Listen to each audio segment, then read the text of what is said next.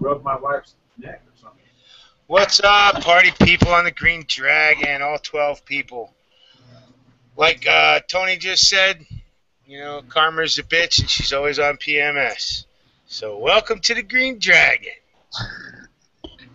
You know, and let me first start this off with part of the change. This is the first part of the change, but we have a sponsor. And we are being sponsored tonight by Rebel Solutions Custom Painting.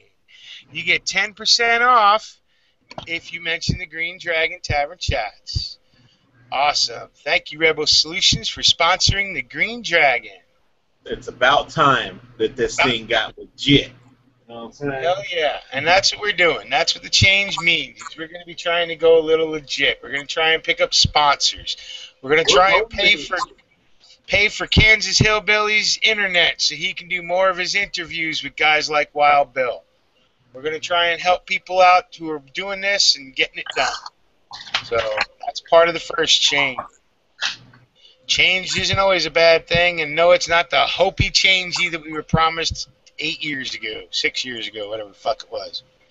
So, welcome to the Dragon. How y'all doing tonight? How's it going, Tony? How's it going, Rebel? Awesome. Doing all right. Let's start it out. Might as well start it out swinging tonight. What do you guys, I don't know if you guys followed the story or read the story, but some poor bastard in Walmart was in Walmart talking on the phone with his wife, talking about buying a air gun, right? A pellet gun, BB gun, whatever the hell it is. And he was in the store messing with it. Now, of course, this is a person of color. So somebody immediately saw a man with a gun, called the cops, and they shot his ass dead in the sporting goods department of Walmart while playing with an item he had not bought yet. It would be funny if it wasn't a true story. I have not heard that, and it does not shock me one bit. Well, it would be funny, but it's not a true. It is a true story. Is the problem? You're correct. You know, so. Oh, and another interesting tidbit that happened today. Brian Williams, right? That's the guy that does MSNBC. Well, yeah. He came out and let America know that the Ebola virus is airborne.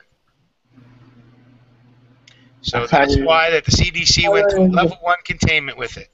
I thought you were going to say he was coming out of the closet there for a second. No, I don't even know what you're talking about, and I thought the same. No. We really can't hear you, and I don't give a shit that much about Brian Williams. If he did come out of the closet, it wouldn't shock me. But the fact that he's coming out on NBC Nightly News and saying that Ebola is airborne, yeah, that kind of surprises me. What did they do? What did they do when he said that? Like, did he have proof? Is he just making his own assumption? No, he was talking about what they had. He was reporting on the fact that the CDC went up to a level 1, right, and why they were doing it. Because what I got is there's like over 1,700 people dead in fucking just in like Liberia. Yeah, they're really downplaying the numbers on this, and you hear all the media outlets downplaying the numbers on it, right?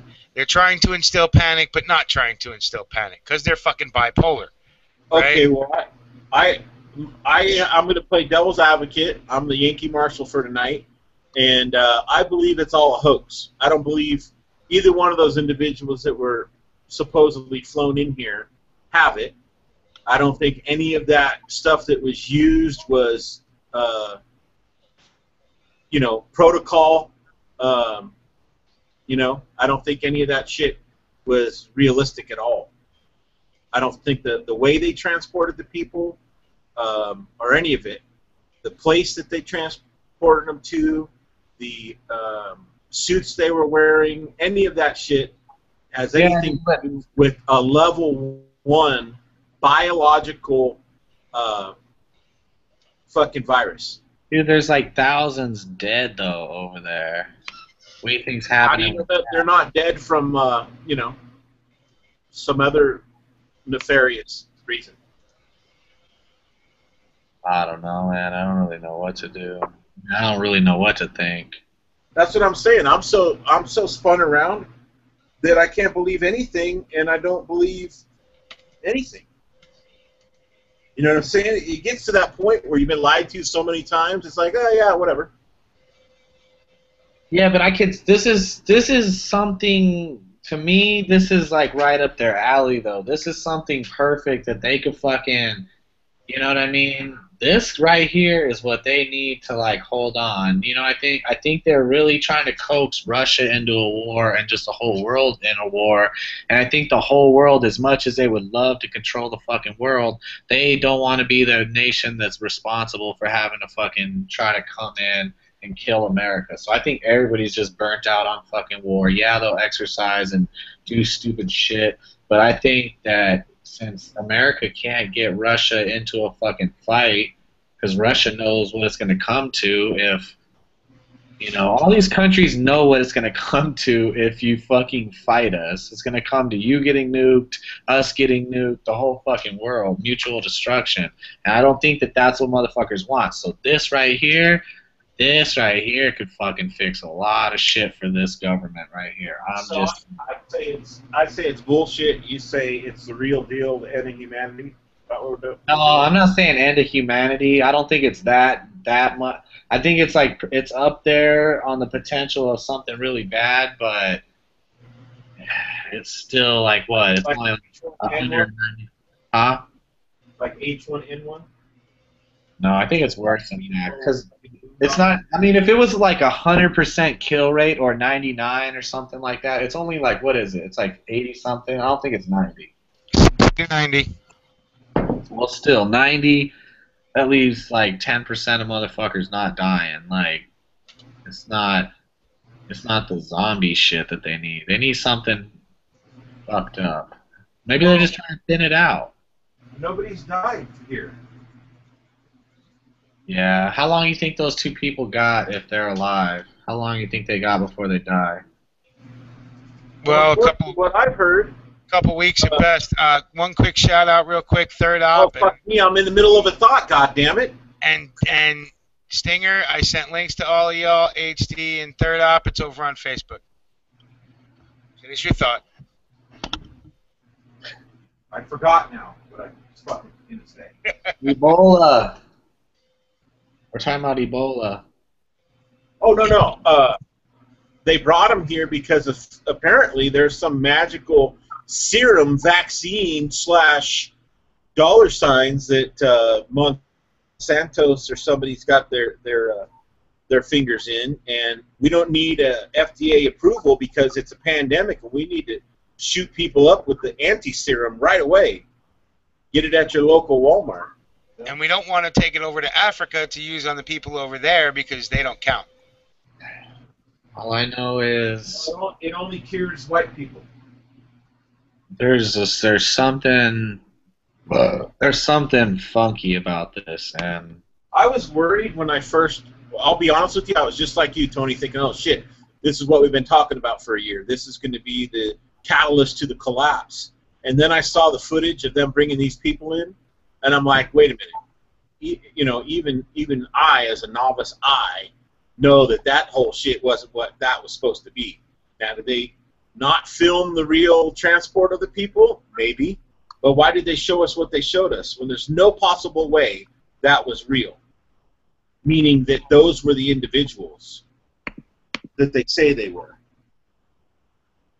Yeah, I mean, who the fuck knows anymore? Well, that's what I mean. It definitely didn't look like it. The second one looked a little more of a possibility that could have been somebody on, because I mean the second one came in on a gurney, was wrapped up, covered up in like 10 layers of plastic. Everybody around them was using one of those, you know, NBC suits or whatever it is that they wear. That was the second one. The first one definitely didn't look like one. And I don't, you know what? Look, I'm going to play the real devil's advocate. How about we might need this? How about the Earth needs to wipe out most of humanity and start over again? All I know is you better keep like a fucking 20-foot radius from me. Like, seriously. Like, I'm just saying, you know, I mean, seriously, there's fucking what? 7, 8 billion fucking people on this planet right now. You know, and usually nature by now would have culled the herd a little bit, you know, either through war, famine, pestilence, whatever, right? And we seem to keep it, and we here in America have this tendency to love keeping the weak alive. So nature doesn't like that kind of thing. And you know the thing is, I was just thinking of something for the last couple of days because I heard this song and he says he's just talking about the country obviously, and he's like, in time, I don't remember the whole thing, but I know he said like, in times of famine we made more food made more people. Like when in the times of famine, when nature's like taking this course, we're up there fighting it, and it's the, you know, whatever is saying there's way too many motherfuckers, yet we're fucking, we made more, you know, we fucking stepped up production and shit to keep motherfuckers alive that were weak and probably should have died, you know?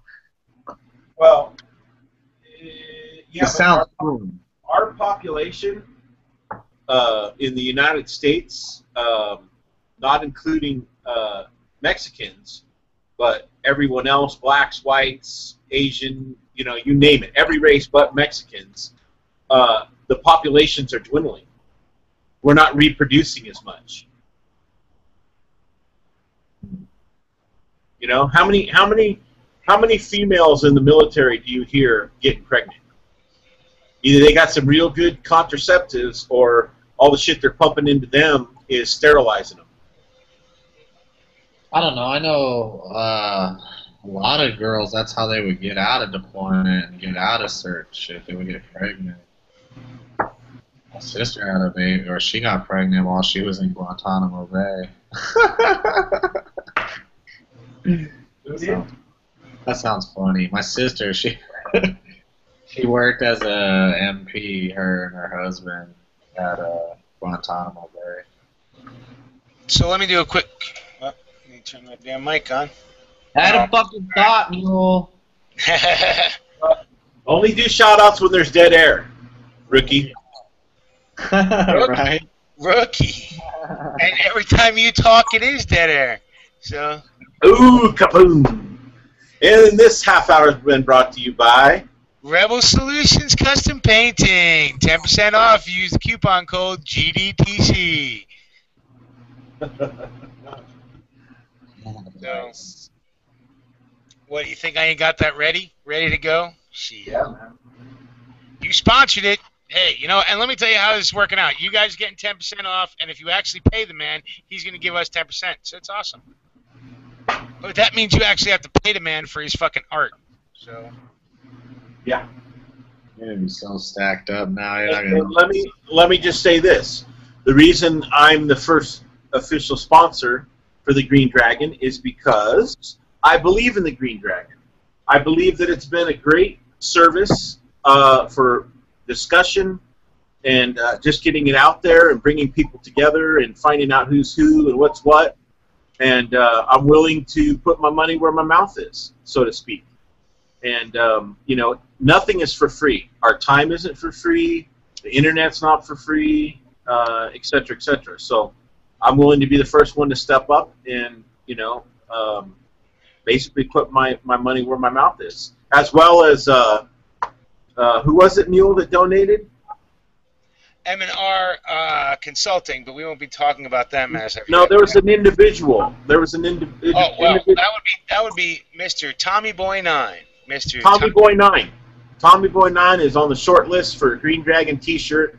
He'll be one of the first ones to get one if they're ever made. And Yes. we're gonna have to crowdfund that project if anybody's interested.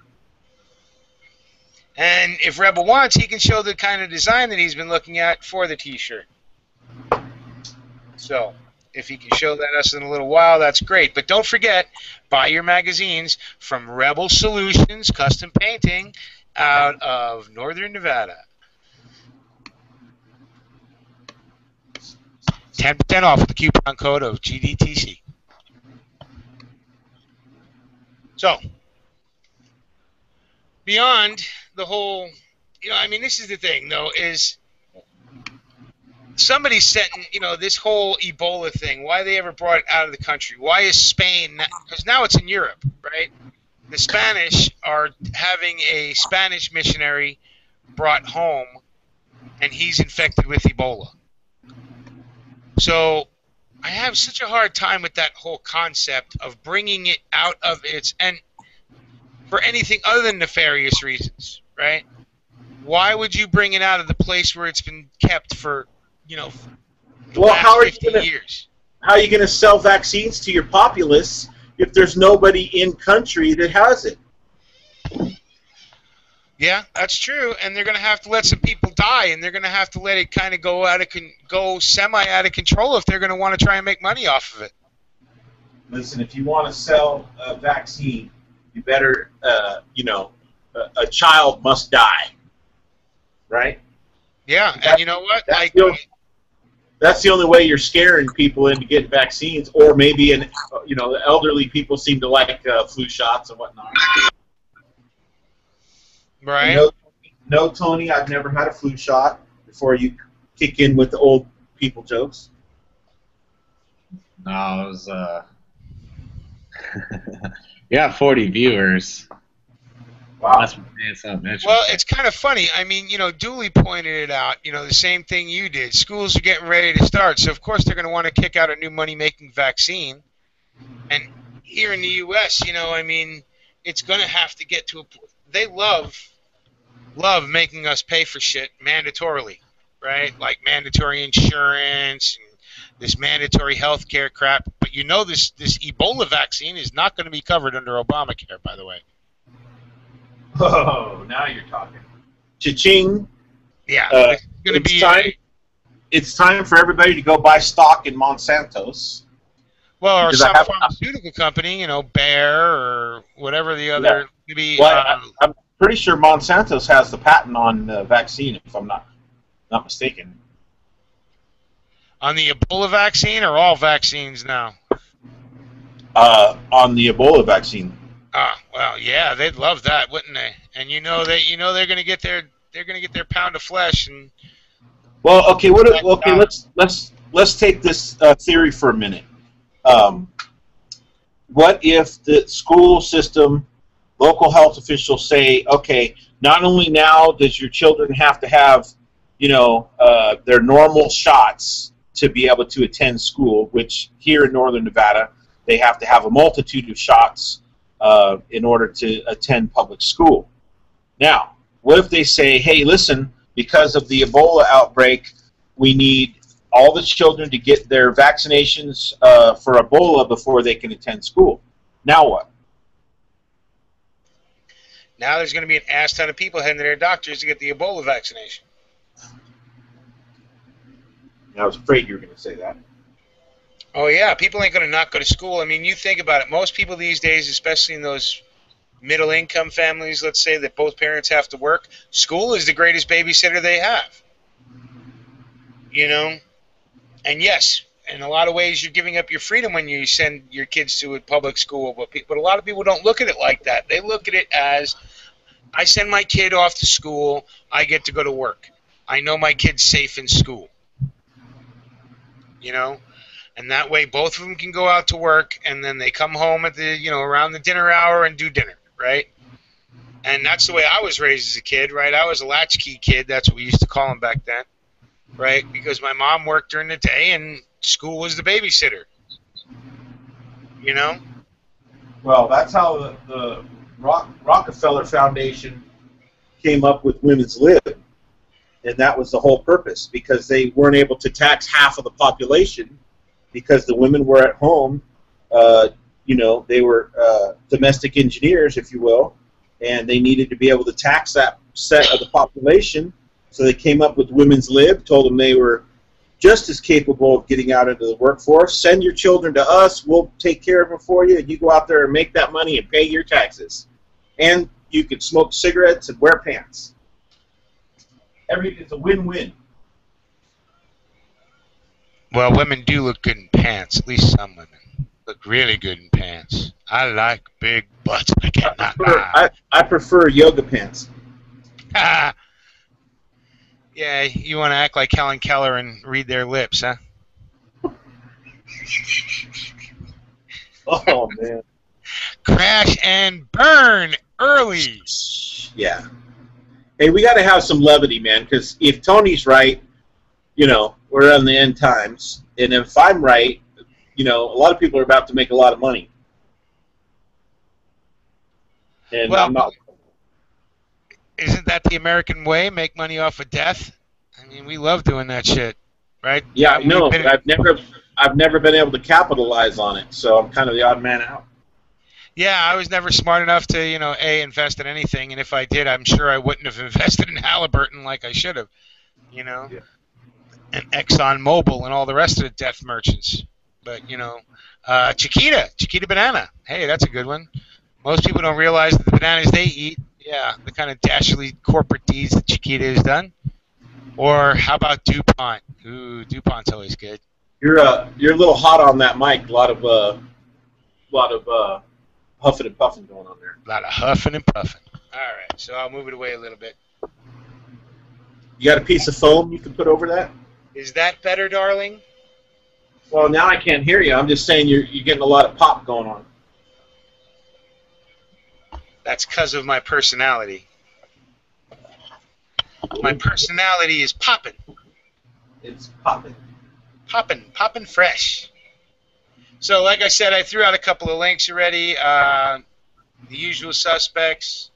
If they want to join us, they can go find them. HDP, Third Op, Stinger, 10-round Patriot. I'm going to be sending out more links in a little while. But right now we're still talking about the Ebola. I was going to say Ebola. Ooh, man, the Ebola thing. And it really does.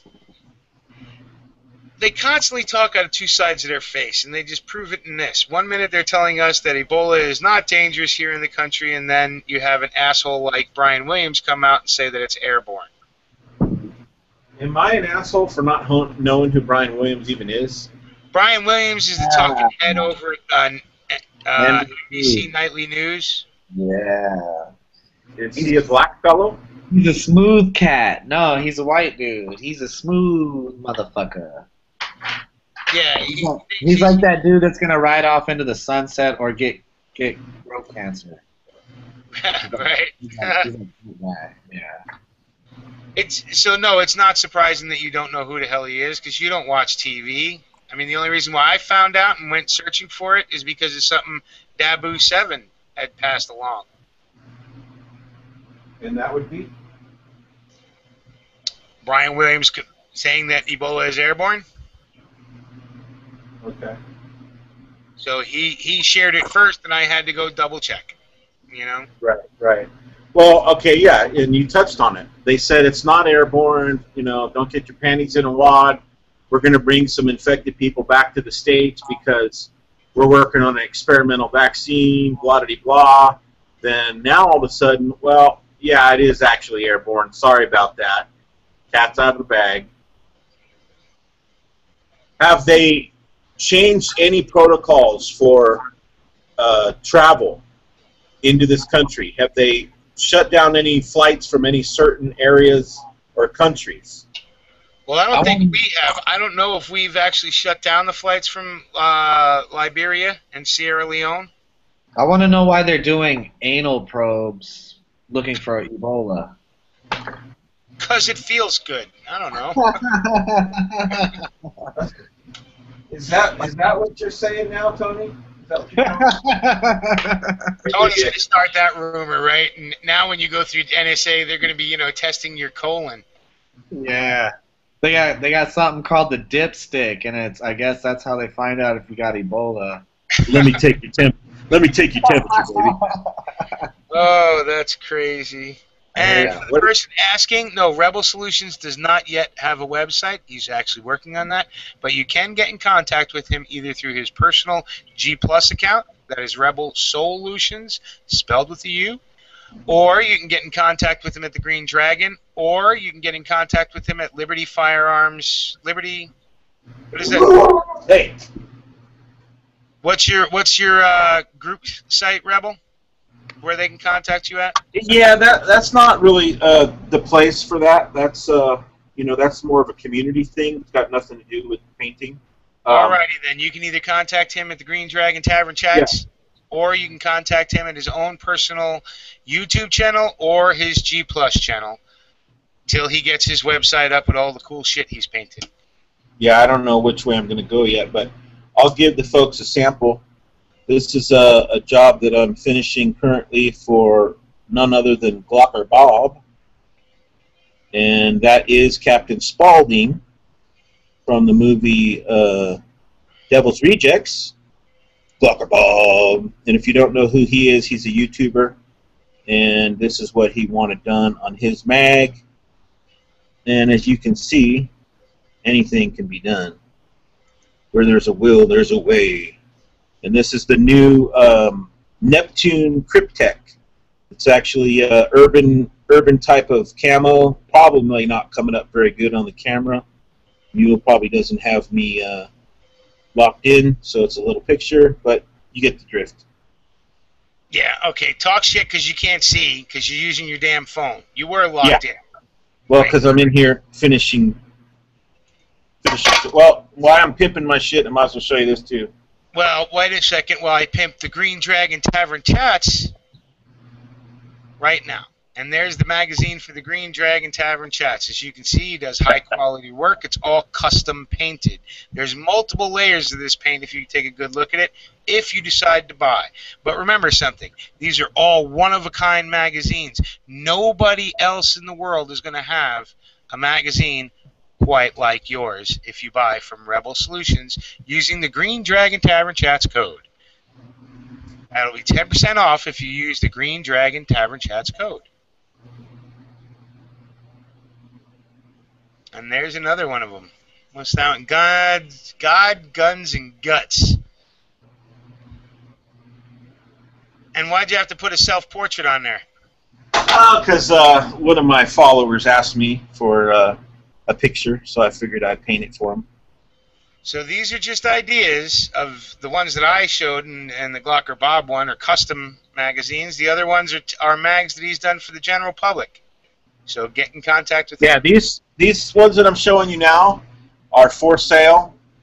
$40 for steel 30-round mags, 2 for $70. And 10% off if you use GDTC as a code. It's a lot of Cryptek I'm doing right now because it's a really hot camo. I will be putting out a video showing a bunch of different paint stuff so you can kind of get an idea. These are 100% coverage, and they're also clear coated for durability. And yeah, just all types. That was the desert. This is the woodland Cryptek. Probably not showing up real well. I'll do a video with stills, the ones that are available and the ones that I've done in the past. It can be really crazy or it can be really simple. I'm not going to do a whole lot of these mags. Once they're gone, they're gone. I'm going to do some AR mags and then move on.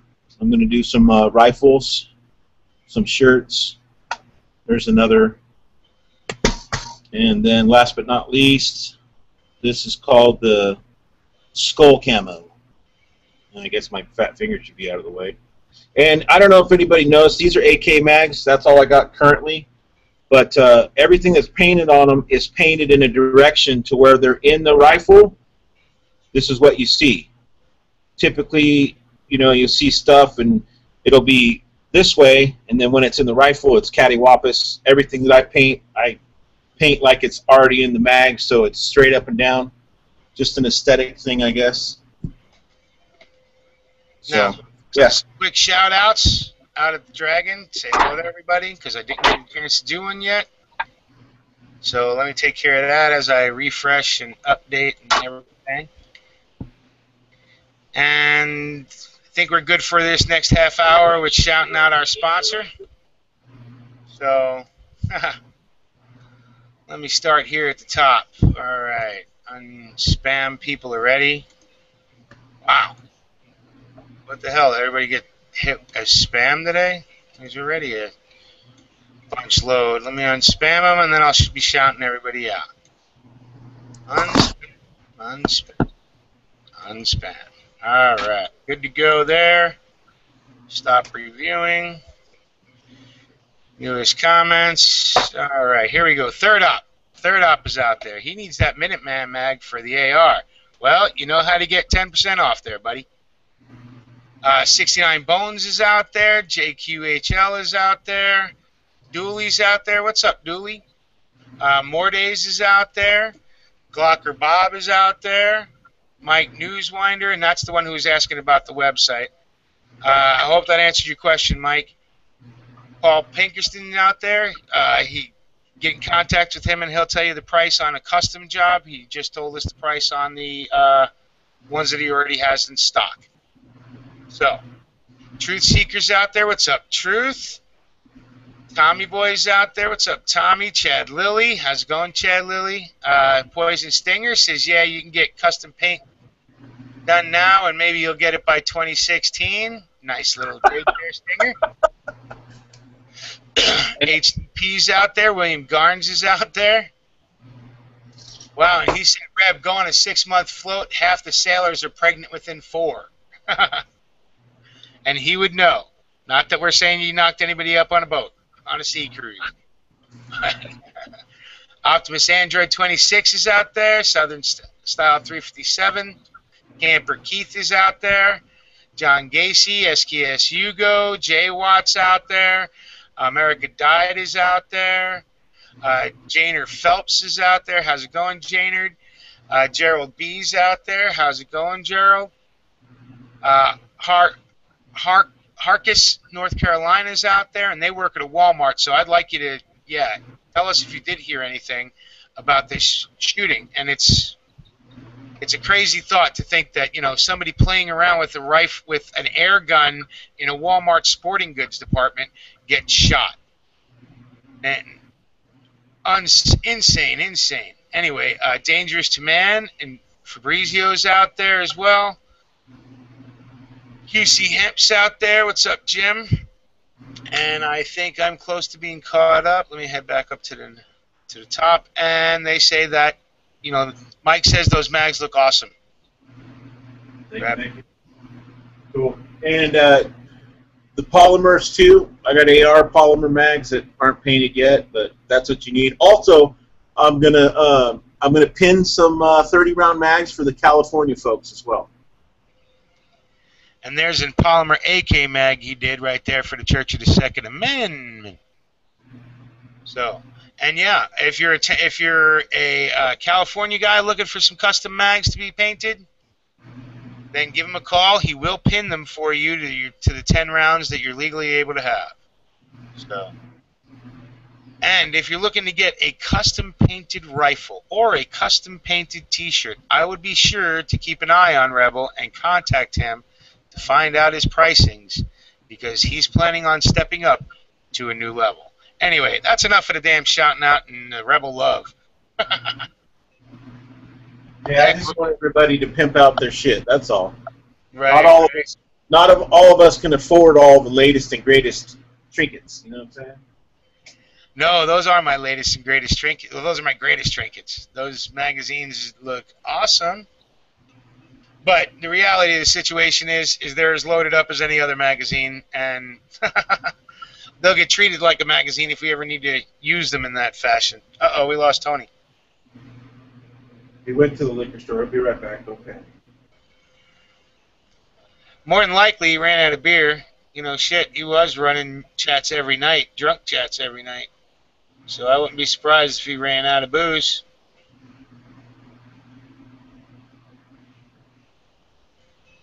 But it's just crazy the crap that's going on anymore.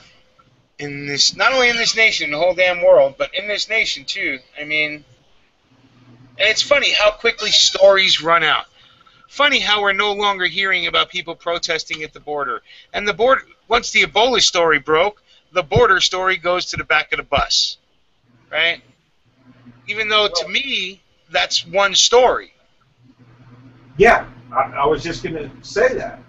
I would think that the border story would be a bigger story now because of the Ebola situation. But again, that leads to it's a hoax. Well, it's another distraction at least. Even if it's not a hoax, it's probably not as fucking out of control as they're trying to make it, because they're distracting us from what's going on down at the border. And the border was just a distraction of what was going on down at the VA, right? They don't want to get called on what was happening with the VA and the fact that, you know, men and women who served in our country's armed forces are no longer being treated with the kind of respect nor the health care that they were promised, right? So what did they do? Well, that's when all of a sudden, you know, these border crisis showed up, right? It was right around that time. Well, now the border crisis blows up in everybody's face because they're thinking it's not going to be a big story, and it turns out the American people really do want the fucking border closed, right? So what do? They bring out the Ebola story. Well, why would they bring people from another, you know, from Africa or whatever back here into the United States with Ebola? Because say if it does come in through our southern border, well, who's going to get blamed for that? Right? So they have to have another way for it to have come into the country. That's why there's actually been a few cases of it up in New York already, where they've been worried about people coming over from West Africa on airplanes and coming into the United States and getting sick right away. You know, but they didn't talk about that, right? They didn't say anything about all these other cases that have been showing up until after they brought them in. Right? And that's just my tinfoil hat opinion on it, but that's the way I'm seeing it and reading the tea leaves right now, is they needed another way for it to come into the country, other than the obvious one of somebody sneaking across the fucking border over, you know, on our southern border. Well, what happens when 78% of the people say absolutely no bailout to the banks, and they do it? You know, what happens when, you know, 92% of the people say, you know, don't sign the NDAA again, you know, and they do it, and so on and so forth. When, you know, I would say 80% of the people probably say, you know, hey, secure the border, and there's no free ride for nobody, so, you know, don't entice people to come here for, you know, a free ride, and then they do it anyway. It's obvious. It's obvious they don't. Our government doesn't work for us and can care less what we think. And you're right. It's obvious that the police are not there to protect and serve, but they're there to extort and kill. Yeah, that's just. I'm gonna go grab that link, as a matter of fact, while we're sitting here talking, and see if I can find that link that I threw up there. So what was this chat supposed to be about again? To infinity and beyond. The fact that we're continuing, we're going on. We're going to have some changes coming up in the Dragon. All of them I don't know yet, but one of them is we are having a sponsor. We are being sponsored. There it is.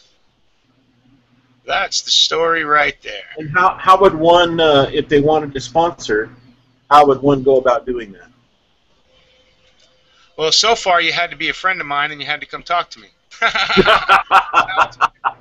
Right? But I'm sure I'm not the only one that has something to sell or, you know, something to share that wants to support the Dragon. So, you know, if there's anybody out there, what would you recommend them to do? How they make contact with you directly and get details that way? Yes, that would be the current way to do it. Going to be trying to find out other venues. Going to actually try and figure out if I can open up a free website or something.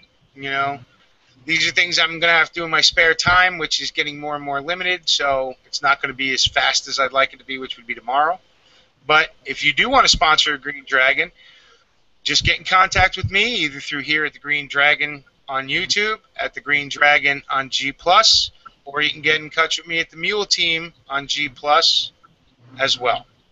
So that's how you can get in contact with me to be able to sponsor. And that would be awesome to have you.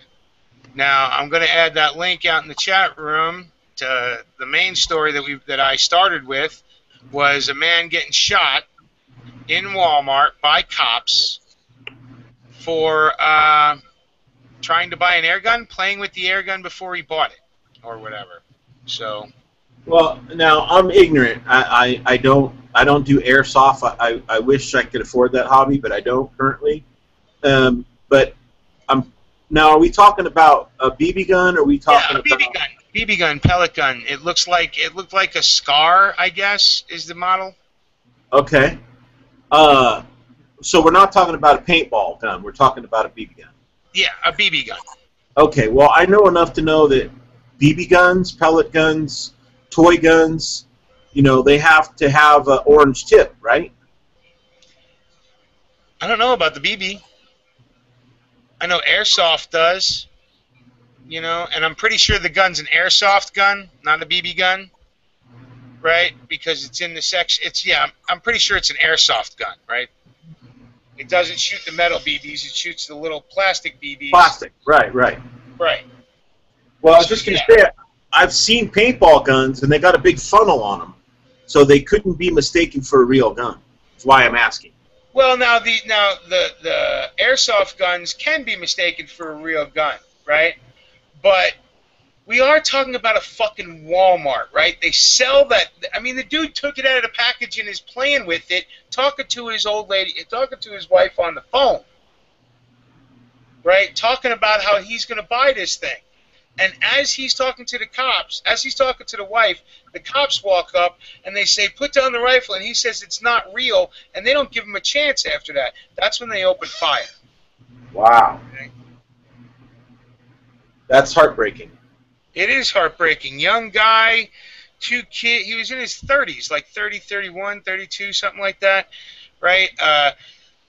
Dude's got 2 kids with the woman he was talking to on the phone with, his wife. Right, and they have a third one on the way.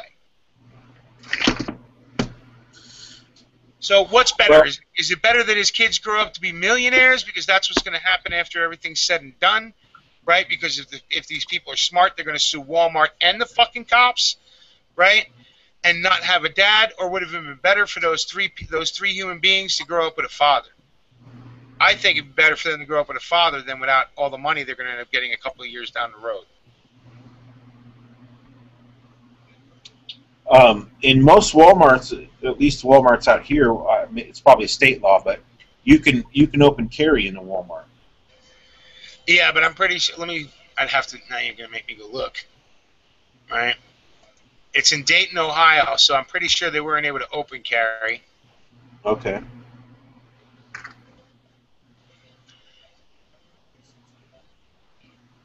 Oh yeah, you got to look at the. It's just sad. And one of the kids is 4 months old. Horrible. Yeah. And it makes me wonder, and here's the thing, I don't know Dayton, Ohio well, right, or Beaver Creek, which is where it actually happened, at the Beaver Creek Walmart. Oh, and the guy's 22, excuse me, I thought he was older than that. He's 22, well, there it is, he's young, black, and waving around an airsoft gun. Shoot that motherfucker. That's horrible. Wow. And this is what the wife had to say. We were just talking. He said that he was at the video games playing videos, and then he went over to the toy section where the toy guns were. And the next thing I know, he said it's not real, and the police started shooting. And then they said get on the ground, but he was already on the ground because they had shot him.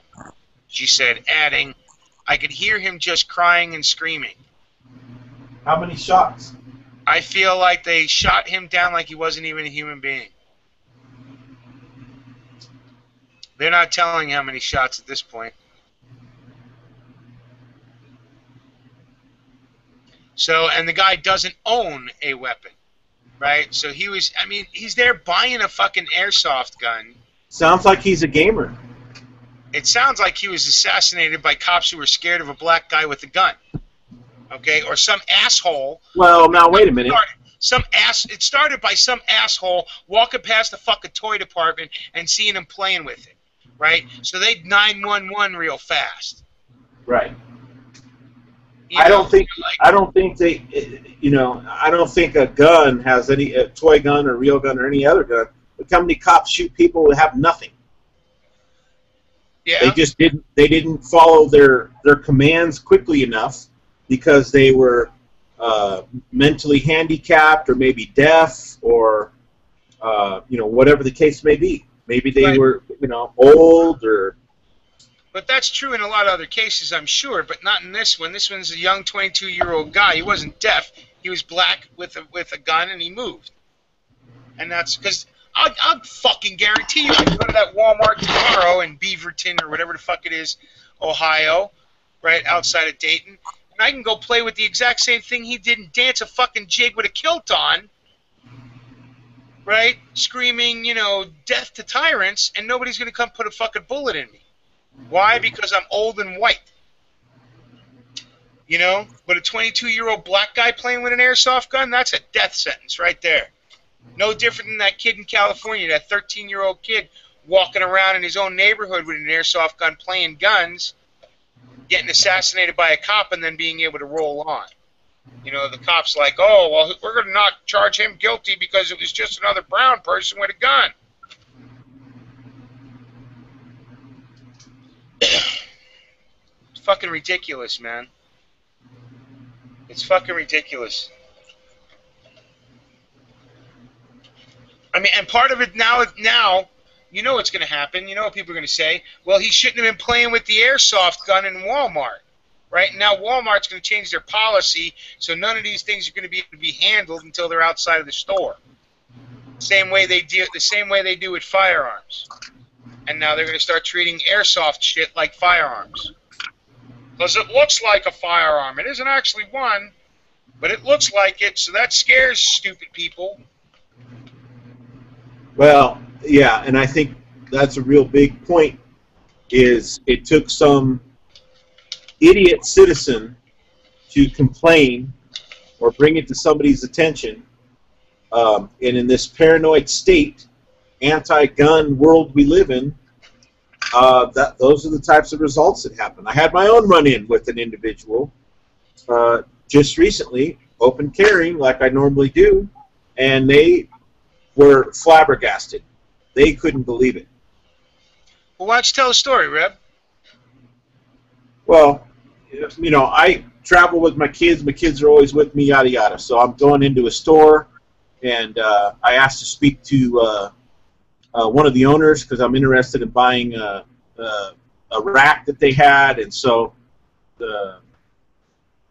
this guy comes by. I'm waiting for one of the owners to show up. This guy comes by, and he sees my pistol on my hip, and he says, "Is that real?" And meanwhile, I have my little kids with me right on my side, and I look at them, and then I look at him, and I didn't know if he was kidding or if he's just stupid. I said, well, I sure hope so. Otherwise, I paid too much. Ha ha, go away. And then he's like, I didn't know that was legal. So it went into a whole deal of me basically telling him the laws and yada yada. And he left it with saying to me, well, please don't shoot up the place. Hardy har har. Okay. Yeah, and that's the kind of mentality most people are facing today when they're going out exercising their right, a Second Amendment right, God-given right. Because it's not granted to us by the government; it's given to us by God. Every man, woman, and child on the face of the earth have the right to protect themselves. But I'd like to think so.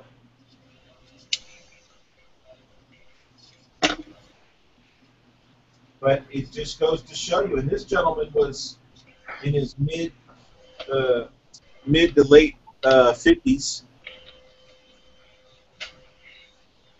And, yes, that goes to show how long that indoctrination has been going on, huh? Well, and people will say, well, that's one of the reasons why you shouldn't open carry. And I would argue, no, that's exactly the reason you should, if you can, to get people out of their TV world. If I really wanted to educate the gentleman, I did the best I could in a short amount of time. But, we live in a dangerous world. And, if you're lucky to not have encountered gangs in your area, or if you're not savvy to what MS-13 is capable of, or, whatever, then you're living in a bubble, because violence is all around. A lot of places don't advertise it. The Chamber of Commerce don't want that stuff out. The local police don't want that out, but it happens, and it happens in all kinds of different neighborhoods. A lot of the times, it doesn't just take a bad neighborhood for bad things to happen, because the bad people are going to leave their bad neighborhood and go look for greener pastures, so to speak. Yeah, and that's true. And I basically told them, I have my kids to protect, and there is no level that I wouldn't go to protect my children. Period. And the fact that my little kids are with me, 90% of the time, is it's just the way it is. So, right, and that's where the shockingly stupid thing comes into play with that conversation you had. Absolutely. Was your kids are standing next to you. No, I've got a water gun on my hip so I can squirt them if they say a bad word. What the fuck? It's filled with Tabasco in case they get out of line in public. Yeah. And guess what? If that was filled with Tabasco and you were doing that, you would be arrested for child abuse. So Right. You're safe for carrying the gun. Yeah. And even my kids were like, "Man, is that guy? Is he all right? I mean, is he meant how does he put his pants on every day? Right, I'm like, Daddy, yeah. Is that Forrest Gump's cousin? Exactly. I mean, really. And I was just like, well, that's why I do it, kids, so people can get out of their TV world and understand we live in the real world. Bad things happen, and it takes a good person with the gun to stop a bad person with the gun. So far, every time, unless they suicide, right? Every other time somebody stops somebody from doing something evil, it's usually a good guy with the gun. Yeah. Well, and if you don't understand what violence is really going on in the world, go check the Green Dragon Tavern chats. Community. Why? Because I share incidences of it every day. And I shared one of the most horrifying ones today on the community channel. And it was showing what ISIS is doing to people all across the area that they control. The straight-up wholesale killing of young men in that area. Right? And this is one that's taking over. Because they're Christians, or because they don't want to join them? There was not that specific of the video being shown, because it was from Press TV, and they were taking it from Iran TV. So I do not know, to be honest. But I know they're killing them because they're Christians. They're killing them because they oppose them. They're killing them because they're a different sect in the Muslim area. Right. I don't even know what the sects are in Muslim. Wasabi, Shiite, Sunni, and I don't even remember any other ones. And if you think that, you only have to worry about a certain age set, you're wrong. Because typically, the younger set are the ones that have to do the dirty work, because they have to prove themselves to the gangs. Mm-hmm. Case in point, there's videos out there of ISIS with, I kid you not, 10-year-olds literally cutting off heads of their opposition, or guys who didn't want to join. And the same thing goes with MS-13. They recruit these kids right out of friggin' grade school, and they have to indoctrinate them quickly. And violence is a major part of it. Yeah, it's an easy way to break somebody's spirit. And turn them into a psychopath in a lot of ways. But this is the future we're facing. So if you think it's all, if you think the cops are going to come save you, well, most people here in the Dragon don't. But it's just shocking to find that the level of stupidity here in America, that cost a 22-year-old man his life. And I guarantee you, they are going to call the shooting justified. because the cops feared for their safety. So I guarantee that that young man died for no reason other than the fact that you got a bunch of people with guns that are scared and do shoot first and ask questions later, and they're not the fucking public. They're the trained police who are supposed to be there to protect the public. The public has a tendency not to shoot first. Well, I don't think carrying a gun is for everyone. I really don't. And if you decide, for whatever reason, that you do want to carry a gun, good on you. But get some training, because you won't be able to think when the time comes where you actually have to pull it and use it. It'll all be muscle memory. There won't be any conscious thought in it. It's just automatic, boom, boom.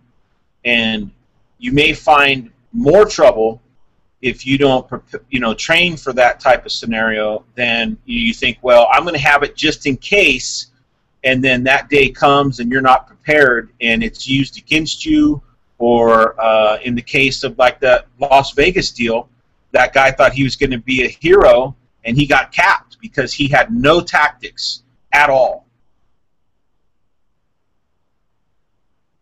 Well, on top of it, with the guy in Vegas, he should have fucking left, just like everybody else. Even though we carry guns on us, it's to protect us and our families. We're not. Don't put strap a gun on your hip and think you're going to be fucking Superman. Okay? Yes, I don't have. Mind your fucking business.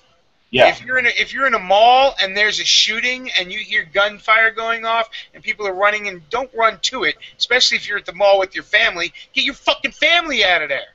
Yeah. That's your job. Yes. And that's good information. People have said about people who, well, then why would you carry a gun?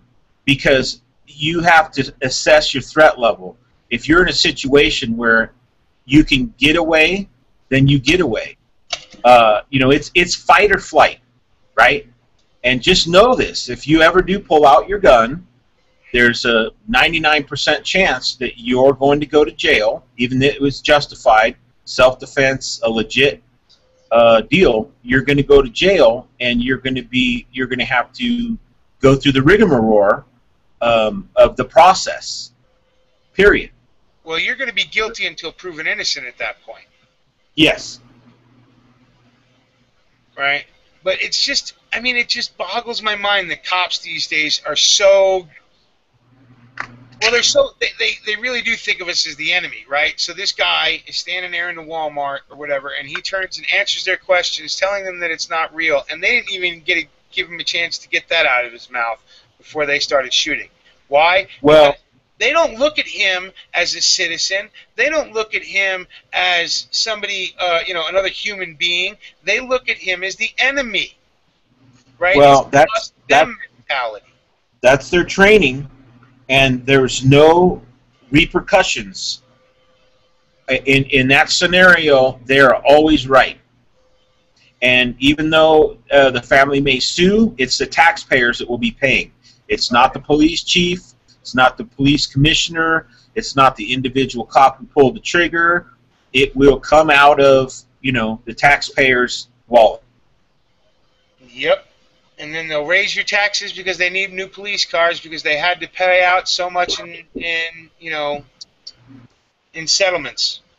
Hell, that's what Chicago's had to do. Chicago's they've actually doubled their salaries just paying out settlements. The budget for the Chicago PD is doubled just by settlement payments. Think about that for a moment. All right, so I got a breaking news story for you.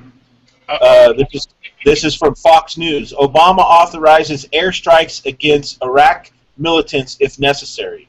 Apparently, they're dropping supplies, and they don't want those to be taken by the wrong people. So he's authorizing airstrikes against Iraq militants if necessary. So I guess we're back in war in Iraq.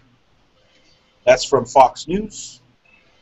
Well, that's not a shocker, is it, to anybody?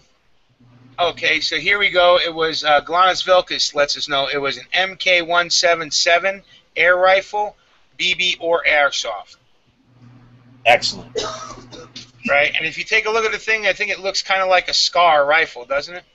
Yeah.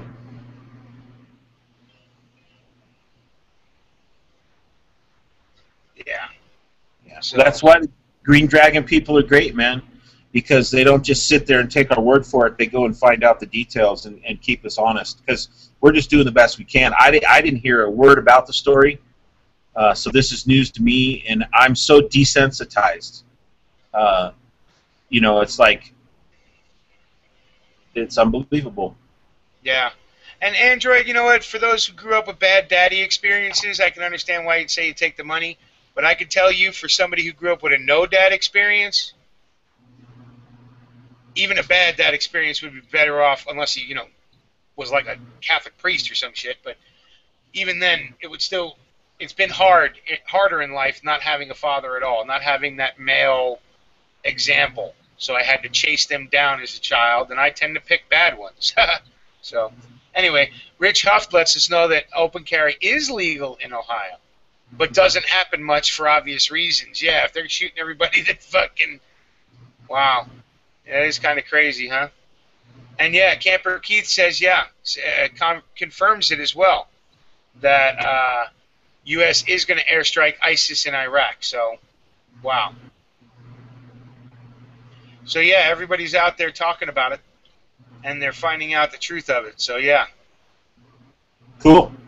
I mean, not cool, but yeah, awesome people out there. You're as much a part of things as we are, so awesome. Yeah. You know, and if we get something wrong, don't hesitate to tell us. We're not, you know, we're not perfect. We're human, and we just do the best we can, and sometimes things get lost in the translation. You know? We fall short of the glory of God every day, just like everybody else. You know? And you know, the whole thing about the open carry thing, a lot of people are turned off by it. I want to be very clear in my position on it.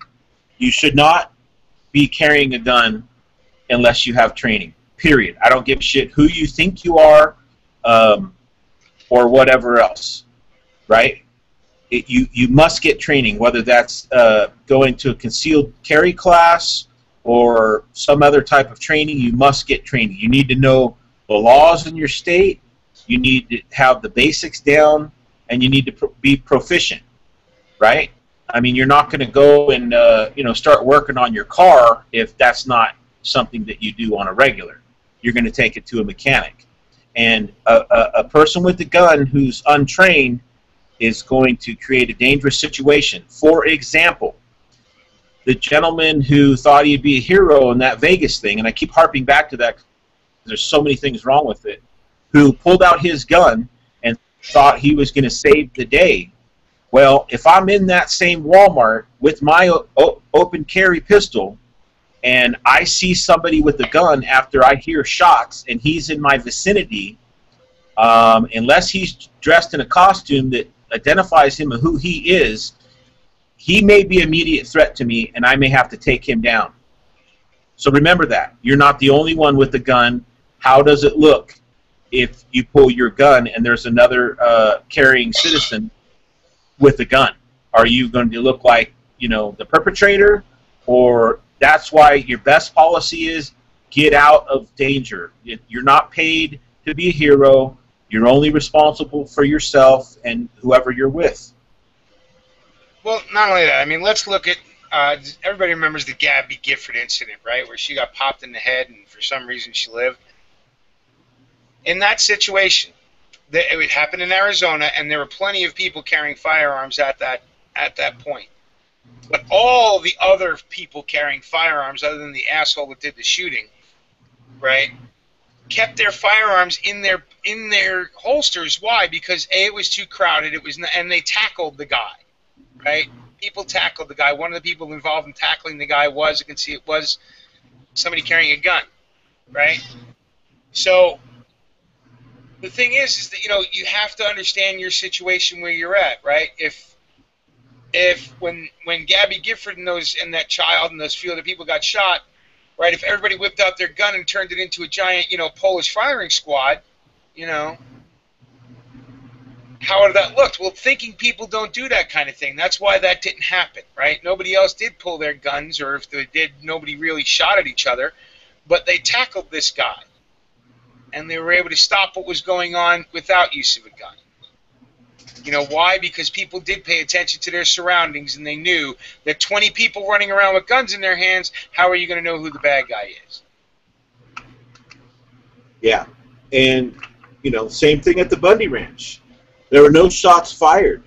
But wait a minute, look how many people were out there with guns ready to lay their lives on the line if need be. But yet nobody got out of hand. Nobody fired a shot.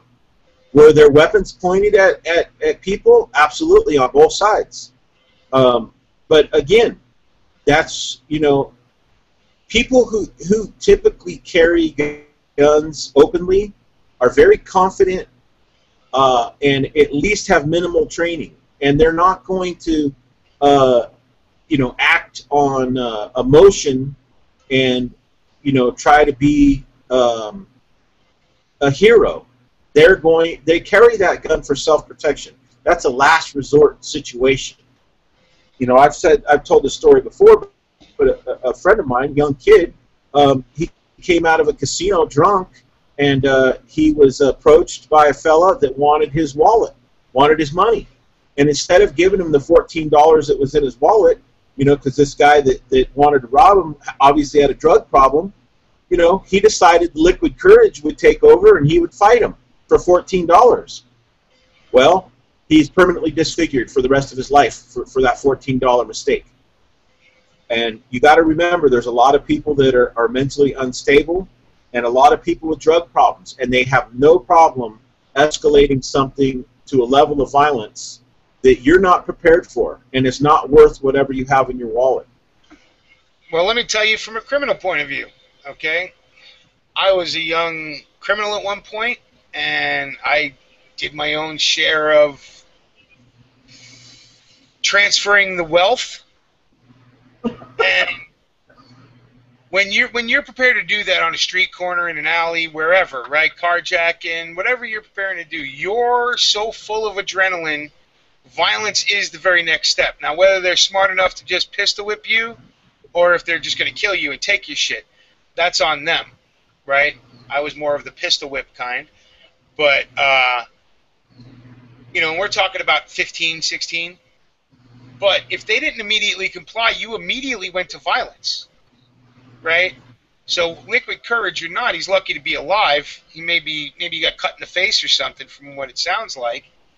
Well, he got cut from his lips to up his face, over his head, down his back.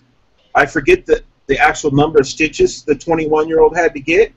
But the assailant didn't even get charged with attempted murder. I'm surprised they caught. And the young man has got nerve damage to this day. He can't smile. The side of his face with the scars, that he never got back nerve feeling and nerves in that side of his face and whatnot. And he's 21 years old, man, had everything going for him. Was a handsome young man.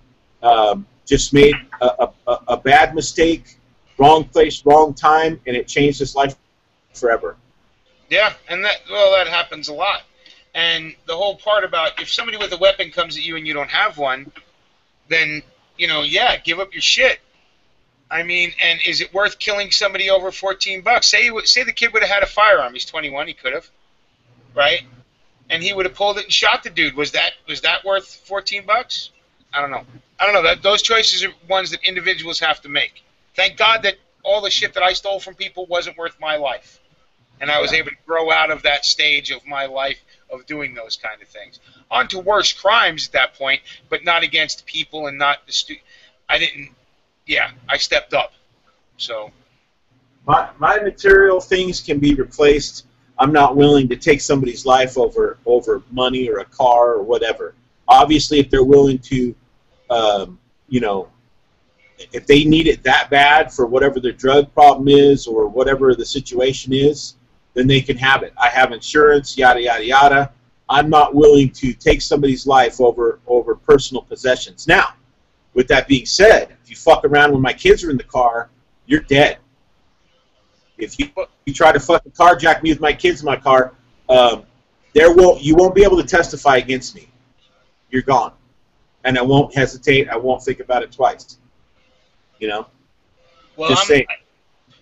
$14 in the wallet, not worth my life or anybody else's life. My car, again, I go back to the horse analogy. You know, horse thieves got hung. You know what I'm saying? So you go carjacking me, that's taking, and again, I live on the razor's edge of a dollar, right? So it's bad enough my car's a piece of shit that if somebody was stealing it from me, yeah, you're getting a couple to the belly on the way out of the car. Hey, can you see the internal, Mule? Well, what about if your car's parked in your driveway or outside, and you're sleeping, you wake up and you hear some ruckus, and some kids are ransacking your car? You going to pull out the 12 gauge and take a couple shots at them? I might pull out the 12 gauge. Am I going to shoot at them because they're stealing change out of my car? No. Am I going to scare the fuck out of them because they're stealing change out of my car and then figure out what to do from there, either call the cops or call their parents? Yes. So, but am I going to smoke them for it? No. Kids breaking into my garage, right? I know it. Shit's been stolen out of, and this is an incident that's happened I think up in Minnesota or somewhere, maybe Montana, but somewhere in northern United States, right? And dude's house is getting broken into all the time. You know, the garage is getting robbed, whatever. It seems to be a thing that was going around in their area or something, whatever. I'm sure some people have heard of this, about that exchange student that got shot. Right, in this guy's garage, and he was breaking and entering into the garage. And the guy just shoves his shotgun out. Well, he said he shoved his shotgun out the door and just, you know, let off 3 rounds and then went out and checked. You know, ended up killing the kid. No. Am I willing to do that? No. Am I willing to stop somebody from robbing me and hold them until either the police or I decide what to do with them? Like I said, call their parents. If you're not a neighborhood kid and you're not a kid, cops are getting called, right? But if you're a child, then I might call your parents, especially if it's, you know, a local kid. You know what I mean? And then figure out if I'm going to call the cops. Because if the parents show up and they're the typical fucking scumbag parents that are around these days, yeah, I'm calling the cops on your kid, and shit, hopefully they take your ass away too. I'll just say this. If you're lucky enough to have not been touched by violence in your life, do yourself a favor. Seek some of those stories out, some of those videos out, and see what it's all about. I got a quick story for you here in northern Nevada. There's a gun range that is shared with the police, right? They train there as well as the public. Well, some Mexicans decided to come in there and do a robbery at the fucking gun range. You're kidding, right? I'm not kidding. That's why it's so. That's what I'm trying to tell you. That you know, when you think you're safe, you're not safe. And they pulled it off. They came in there. They went towards the back, and they scoped it out. They found their mark, and they went and robbed the individual of their guns, their money, the whole 9 yards. And this is at a public shooting range in broad daylight. Wow. Wow, that's bold. Well, you know what? I mean, it makes sense.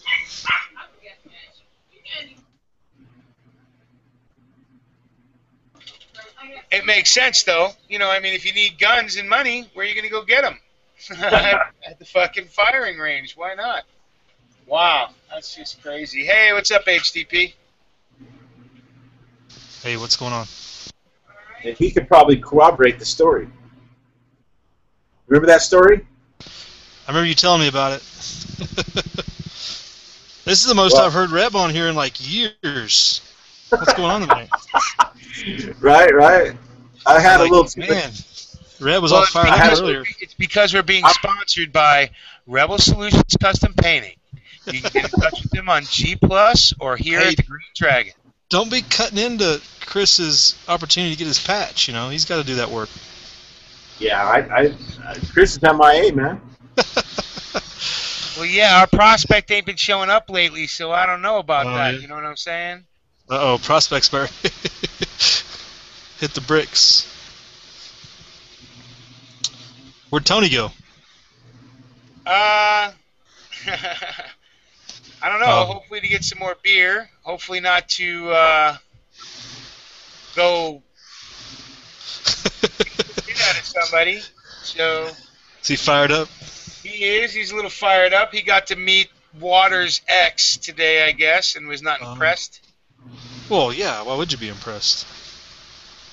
Yeah. It's not fair to talk about Tony when he's not here. So Right. Well, he just split, so I'm telling him he was a little hot under the collar. So We're not saying anything bad. Nothing nobody doesn't know, right? he's obviously making dinner for his children. There you go. It's probably a better option anyway.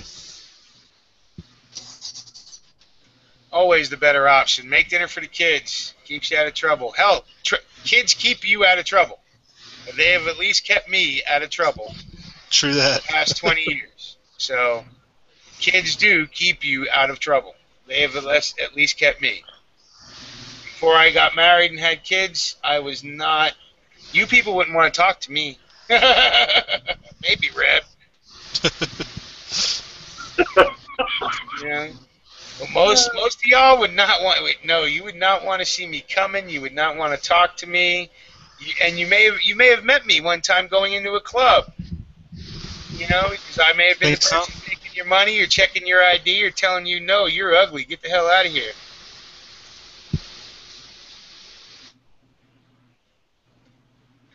So, yeah, wife and kids can keep you out of a lot of trouble.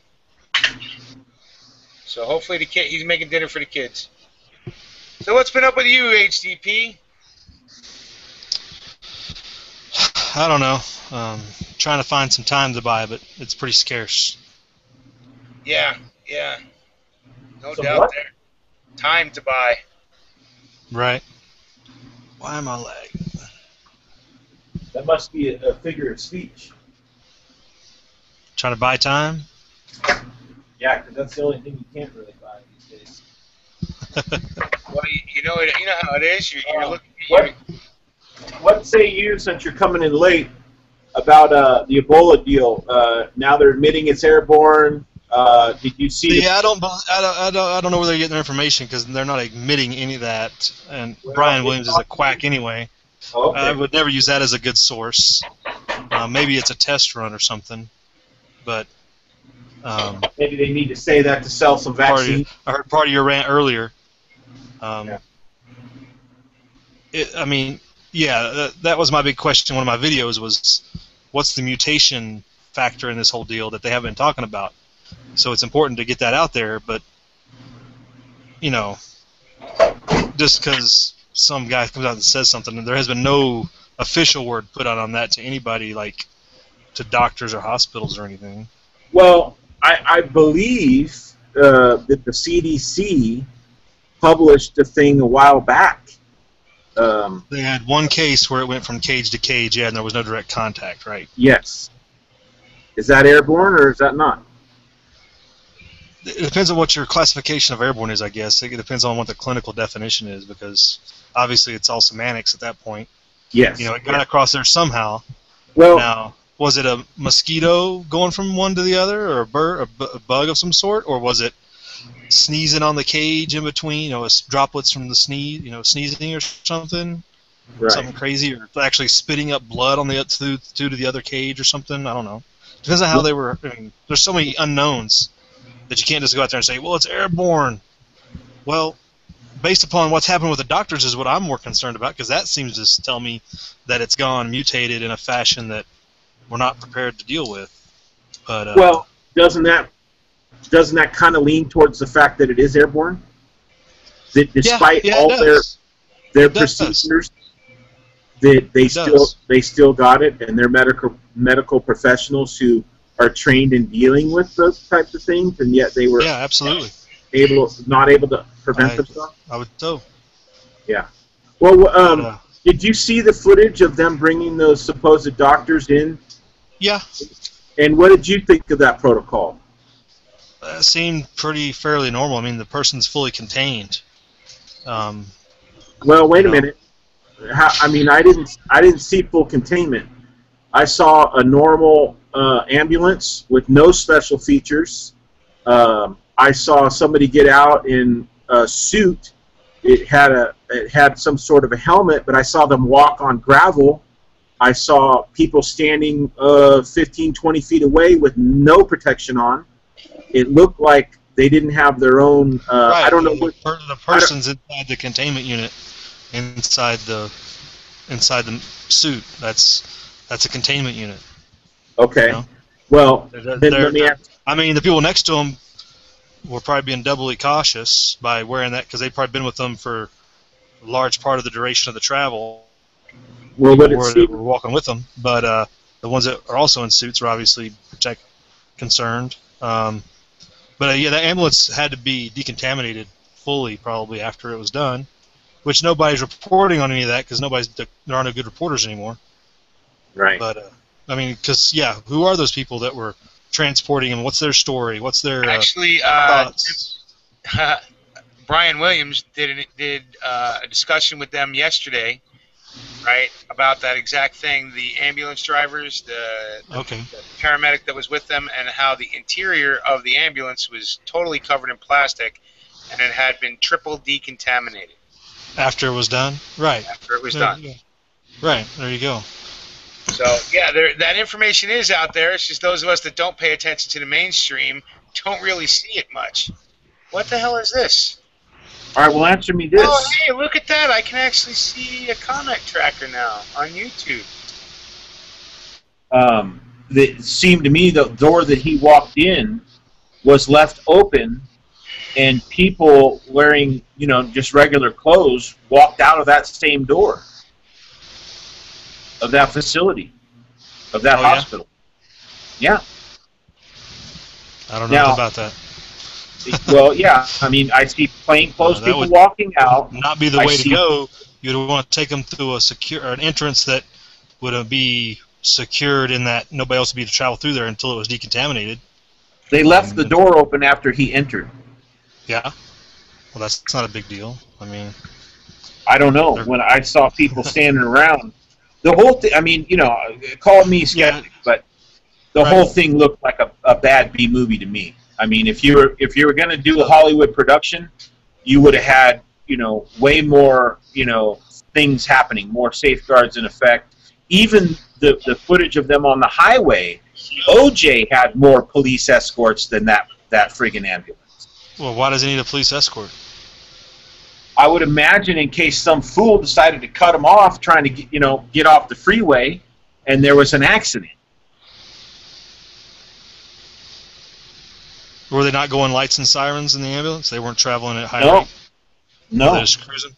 So they were just being inconspicuous and just laying low. They were, yeah, I guess so. And there were other vehicles on the highway right alongside them, changing lanes, the whole 9 yards. Right.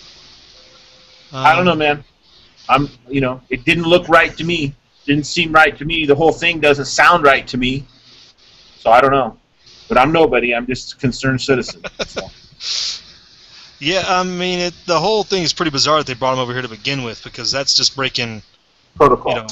You're breaking quarantine because the country's, you got a whole ocean barrier to protect, a nation, and you intentionally break that. This doesn't make sense. Right. But of course, these are the same people that have lost control of anthrax and smallpox in the same month. Yep. So nothing surprises me anymore, I guess.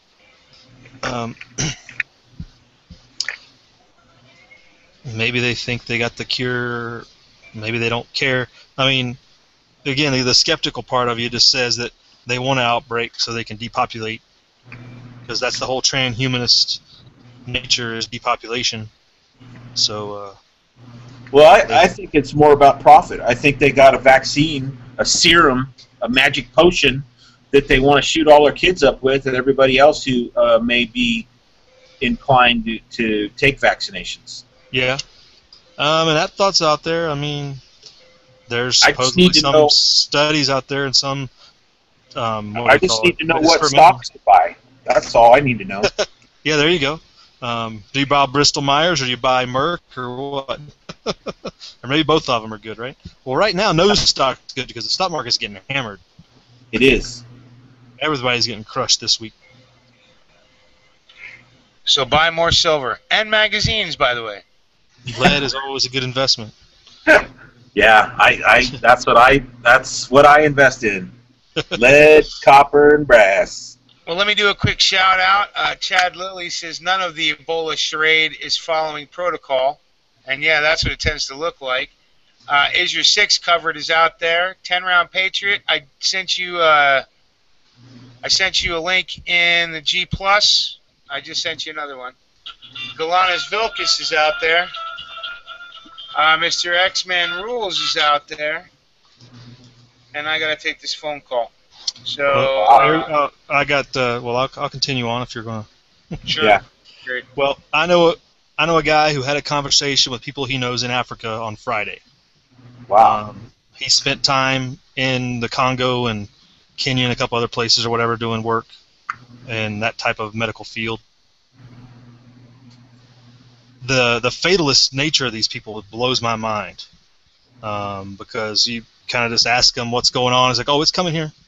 Just as plain face and as deadpan as you can say it. It's just like, okay, that wasn't what I asked you, but okay. That maybe that's just his personality, but it's the real deal. People are dying, and it is Ebola. I know some people were skeptical that even that was going on.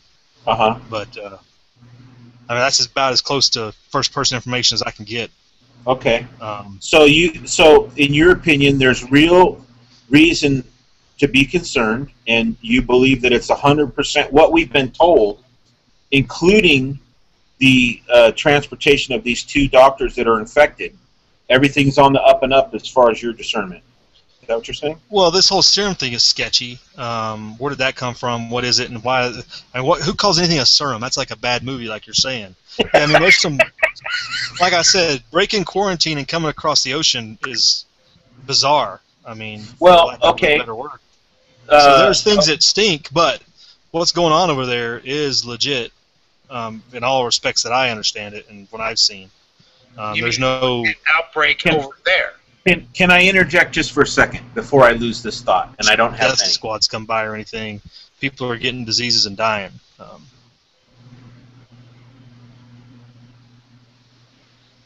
Go ahead, Reb.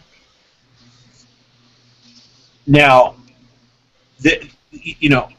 every conspiracy theory, everything that I've ever looked into and followed, and read up on, always comes back to money and power. Now, let me put this out there for a second. Okay, so let's say you are in the know, and the dollar's collapsing, things are happening, and there's a way for you to cash in big time. I mean big time. We're talking worldwide. Sell a product to everywhere, anyone. But in order to do that, you need this to be worldwide, meaning that we're trying to come up with an answer why they would break protocol and bring these individuals who supposedly have this disease into the country. Well, wouldn't that make sense? Okay, well, we're bringing it over here, and now we have the fear of the American people to sell vaccines for it. Sure. They don't even really need the numbers. Now, if they hadn't brought them over here, how are you going to sell vaccines to the American people when it's still on another continent? Yeah, when you let it loose on purpose and blame it on the people you brought over here. Yes. Yeah. So I've thought through that a little bit. That's my thinking on why they did it. Now, okay, well, who is able to get involved now?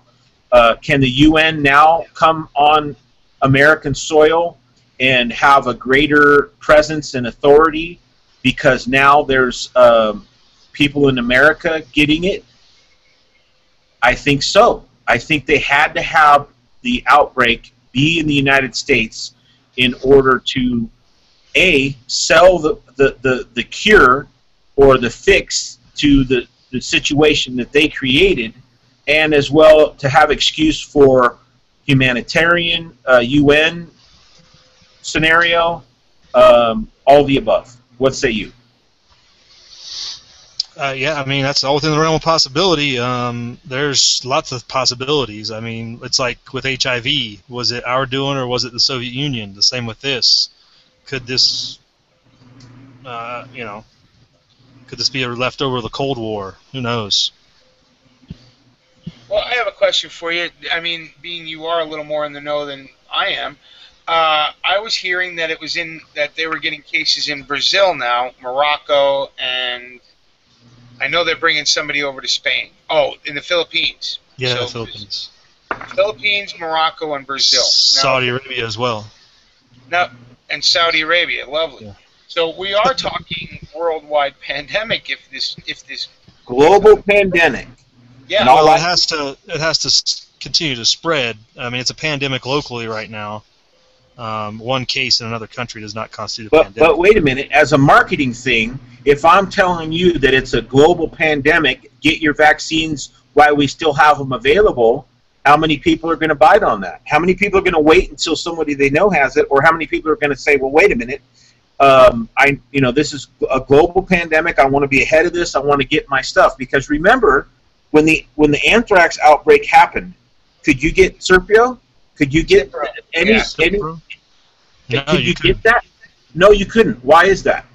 Because it's Same not that contagious. It's not that dangerous. Supply and Anymore demand. locally. Supply and demand. And, these are just all hypotheticals. I'm just, Well, I'm just trying to find out if it really is in the Philippines, in Brazil, or in Morocco, right? I know it's going to Spain. I know they already said that they're grabbing that Spanish missionary doctor, whatever, and they're bringing him home to Spain to let him either die there or try and give him the cure, if there is a cure, or whatever, treatment.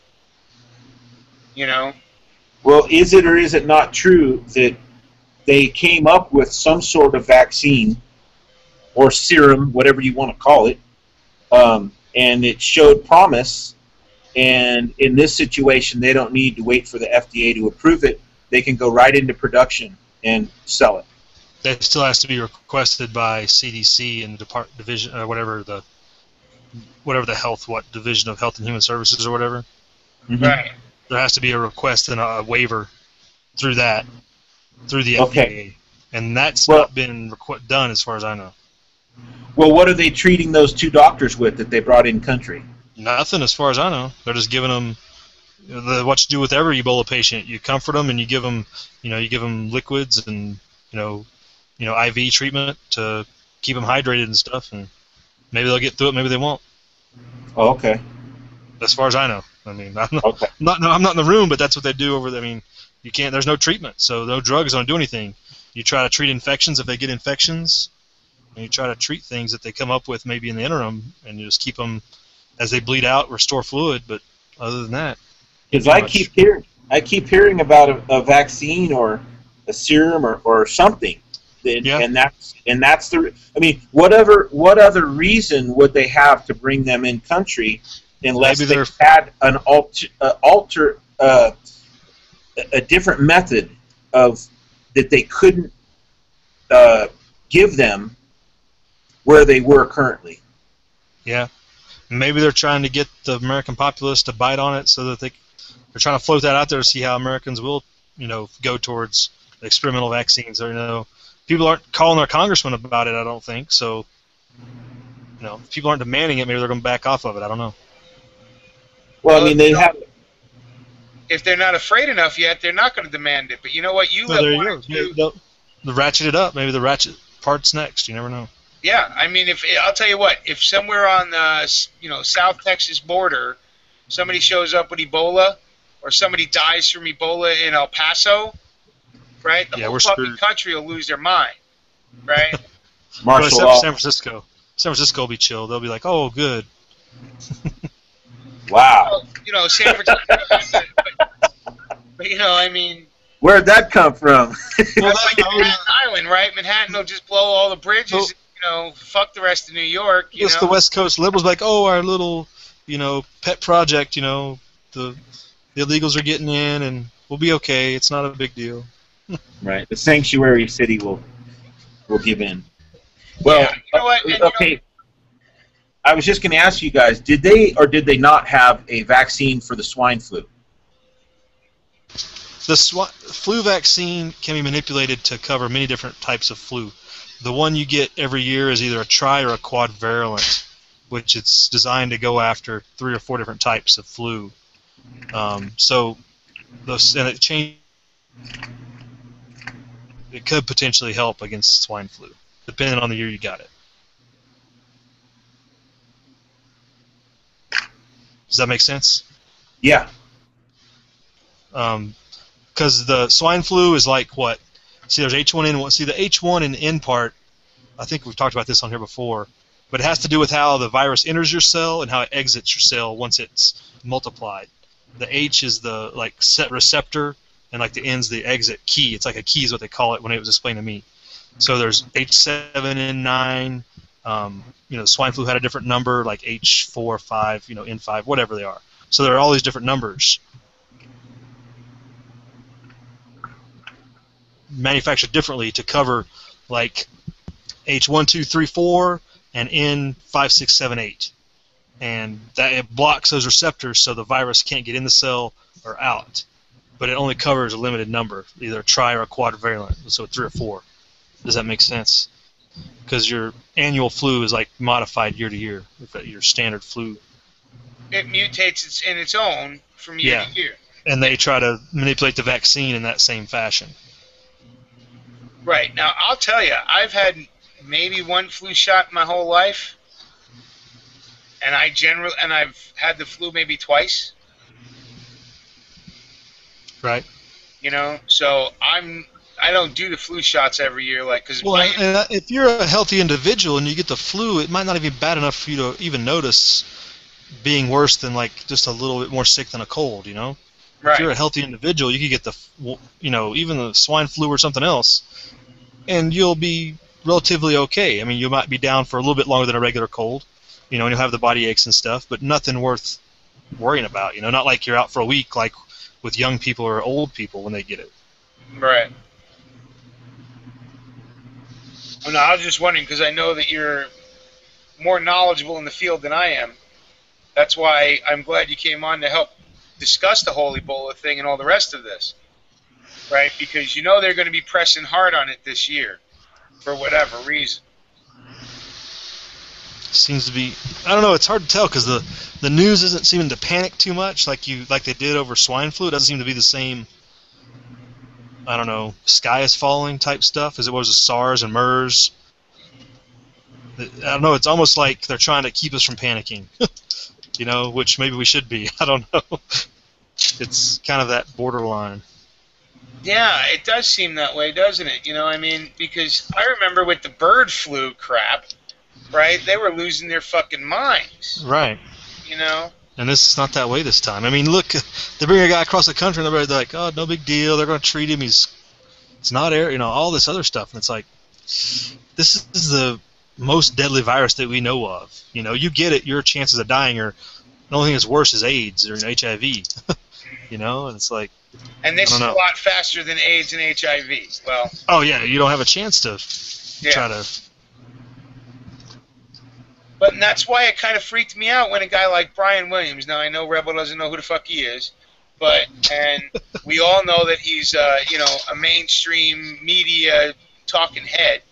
Right, not really a journalist, but when he comes out and says something like that, you know, if you're listening, you hear it, right?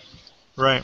And even I mean, when it comes out on something like the, you know, NBC's nightly news, you know, even though that market isn't really as big as it used to be, you know, it is still a big market, right? So you're telling that to the old people. You know, basically, you're telling that to the people that actually watch NBC Nightly News, which I think the average age starts at 50. I would say you're telling that to the people who would pay for a vaccine And before would they panic. They're more likely to panic and do what you're told. Yeah. Yeah. And that's why you're hearing it from because that's mainstream media right there. That's the flagship of mainstream media. You know? I don't know. Just craziness. So let me do a quick shout out. This segment has been brought to you by Brian Williams. No, this segment has been brought to you by Rebel Solutions Custom Painting. And Rebel Solutions Custom Painting can be found at his G Plus page on Rebel Solutions and on the Green Dragon Tavern Chats page. You can get in contact with him there. And you will get a 10% discount if you include GDTC when you're getting your custom painted back. Now, I'm pretty sure in our agreement, our contract, you were supposed to put those links to those said advertisements into the external chat. Well, now I will, because you've reminded me about the goddamn contract, you bastard. And this is what you can expect if you, too, want to sponsor the Green Dragon Happy Hour.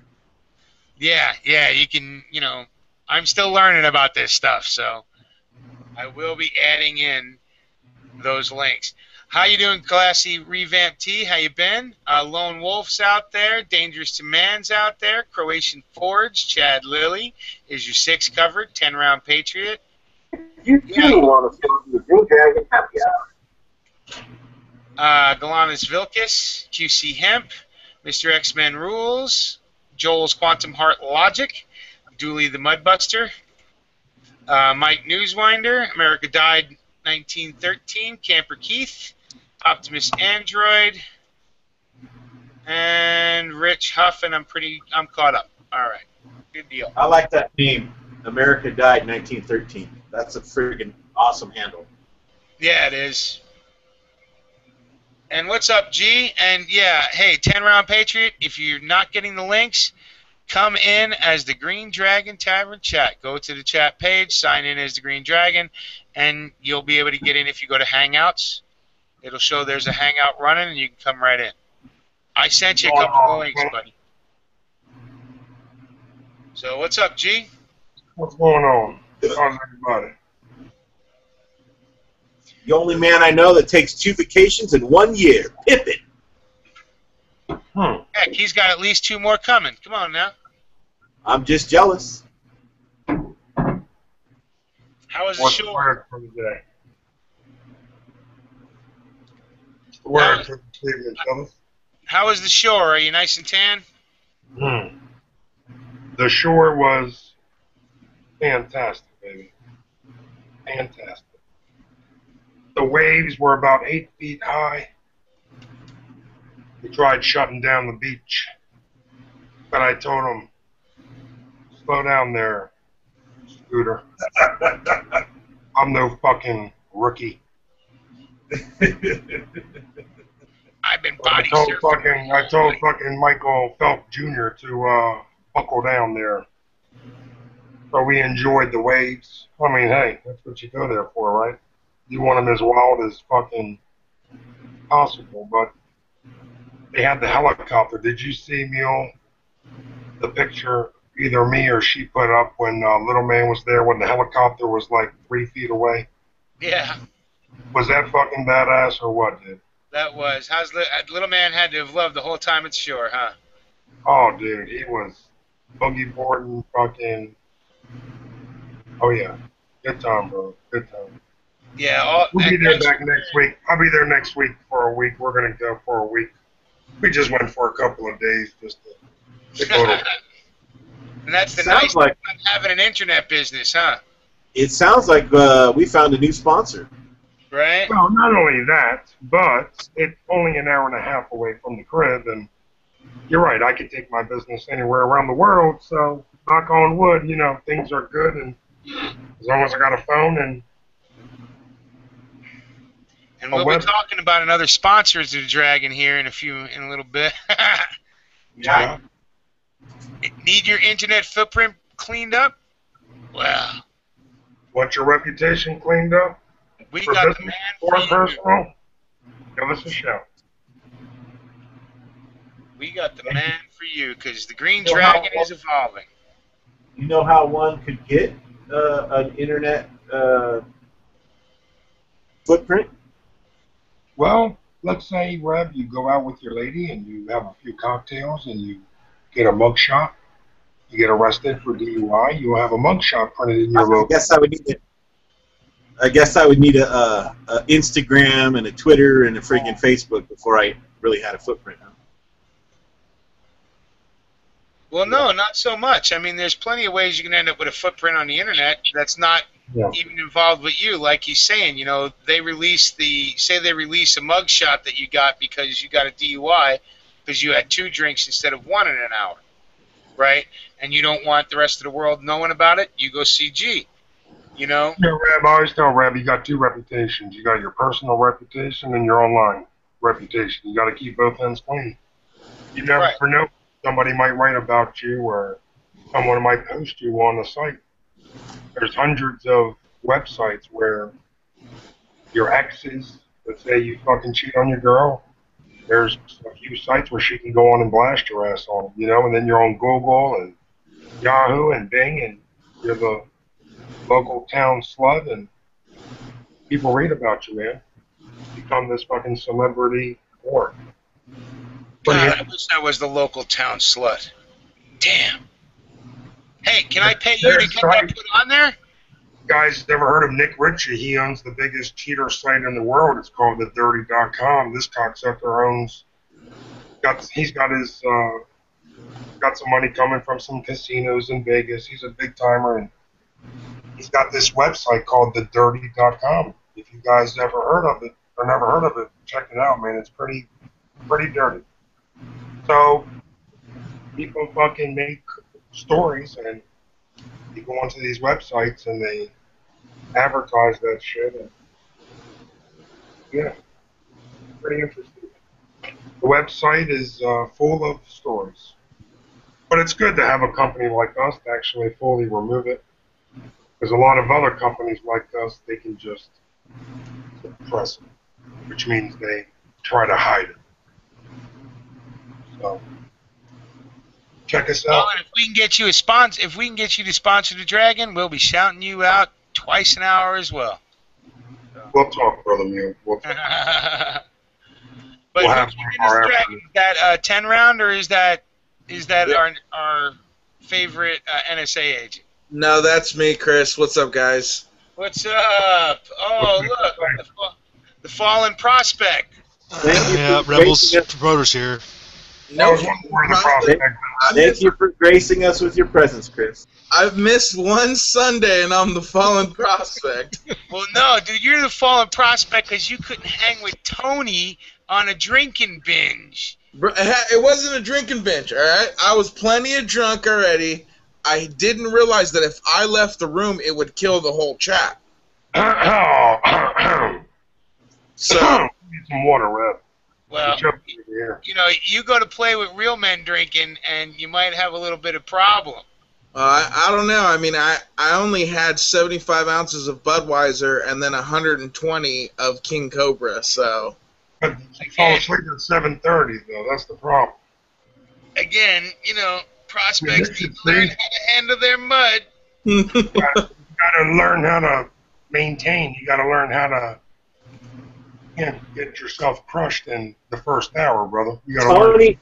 Tony is the official, partying welcome wagon of the Dragon. Nobody's going toe-to-toe with Tony. Tony owns that. Well, Don't even try. No, there's no well. Nobody else on the Dragon is Not yet. too That's true. fisted.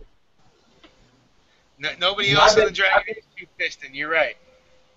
I've been lit before, but nobody's touching Tony. That's his repertoire, man. I wouldn't even. Tony gets hammered, that's for sure. My boy can drink. Yeah, And he's not just drinking. I can drink. Tony Tony can hang, dude. That's the thing about Tony. That mother can fucking hang all night long. And like I said, there's been nights when I got off at 4 in the morning. Yeah, I'm on the East Coast time. And Y'all Tony on the still West drinking. Coast time, and it hurts. And fucking Mule, brother, let me tell y'all. Tell you, brother Chris, these boys here, these men here, can hang all night long, literally. Fucking Mule's ass was on a chat, I remember, till 4 a.m. Then he gets on the after chat till 7:30. And he gets up at 9 a.m., calls me at 9 a.m. with Reb and Stinger on a chat at 9 a.m. I'm like, yeah, Well- when you go to sleep? Only an hour. I'm good. All right. Hey, brother, you know what? At one time, I was like Tony. Now, I haven't See, I'm drank. with you. I can't hang that long, see? I'm with you, bro. I can't hang that long. I haven't drank in 10 years for, in that way, that Tony does to get hammered. But at one time, that was my forte too, three-handing it, Yeah, Neil, but... Bottle of whiskey in one, beer in the other, whatever. And, hey, we're just busting your balls, Chris, that's all. I know you guys are. I'm not worried about it. Yeah, the hazing has to start now. Yeah. We miss you, little brother. I'm not worried about it. I miss one Sunday and all hell breaks loose. Well, it's not just that. Now we're gonna ease into it, but we'll discuss it more. I'm sure we have more pressing issues at the moment. That's an in-house talk, baby. That's a... You keep everything Inside in-house. baseball. Inside That's right. baseball. So I guess, now which link did you get, Chris? Well, I didn't obviously, get it. I came in as the dragon. Yeah, I see that. Okay. Yeah, I didn't want to come in as the dragon. I really wish I could have came in as myself. That way I can have my little symbol up and people know who I am. But it is what it is. First, I'll do a... Well, are you on your phone? Or are you I'm on your... not on my phone. I'm on my laptop. I got Oh, it. so, dude, you can actually change the symbol, right? If you have your camera on. Little quick inside baseball here. Go over to the Hangout toolbox. Okay. Click on the AK front site, right? hold on, And it hold says on. custom overlay, and you put an image in your custom overlay and then turn it on. So it ends up looking like this, right? And that's how I'm able to put up advertisements for Rebel Solutions Custom Painting. He did this mag, and you can get one too, and you need to get in contact with him on the Rebel Solutions G+, or the Green Dragon Tavern Chats G+, and you can have one of these custom painted lovely AK mags for yourself. And 10% off if you mention the Green Dragon Tavern Chats with your order. Is that true, Reb? 10% off? Yes, Yep. baby, I just did a commercial. He's our sponsor now. Yep. Baby, I gotta pay the bills, right? Nobody's fucking hiring me, so I'm figuring out a way. Yeah, it's capitalism, man. Fuck it. Gonna figure this shit out.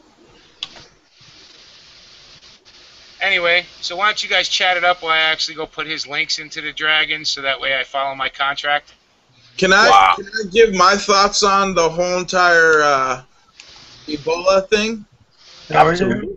Since we're talking about it, Most stuff. I think it's another one of these big bad scares, like Reb is saying. I've been thinking this since day one. I don't know if you guys noticed when everyone was hot on it when it first came out. I said, man, I hope it doesn't get as bad as the swine flu was, because they did all this hype, sold millions and millions and millions of dollars worth of vaccines, and shit, I don't think I know one person that caught swine flu. So, What are you saying, bro? What are you saying? another marketing scheme, so... I gotta disagree. It's out there, see, and it's here. No, I know it's out there, but is it anything to be concerned about? I mean, realistically, Absolutely. I'm more scared realistically of getting hit by a bus tomorrow than I am getting sick from Ebola. Well, you should be, because there's a lot more buses in your neighborhood. That's what I'm saying. So it's realistically, it's not. I don't know. I guess I just don't see it as it's not here. I mean, I realize it's supposed to be here, but this fiasco of showing that they did. I mean, realistically, I've worked at plenty of hospitals, and if someone comes in high priority case, they bring them in through the back where the morgue is. You know, so I don't know. Maybe they just decided to show this one a little more public. It seems like they're overhyping it to probably, you know, if I wouldn't be surprised in a few weeks or a month or two, they come out with this new, like they said, like you guys were talking about, serum for sale. That, hey man, come get your Ebola serum. You don't have to worry about it.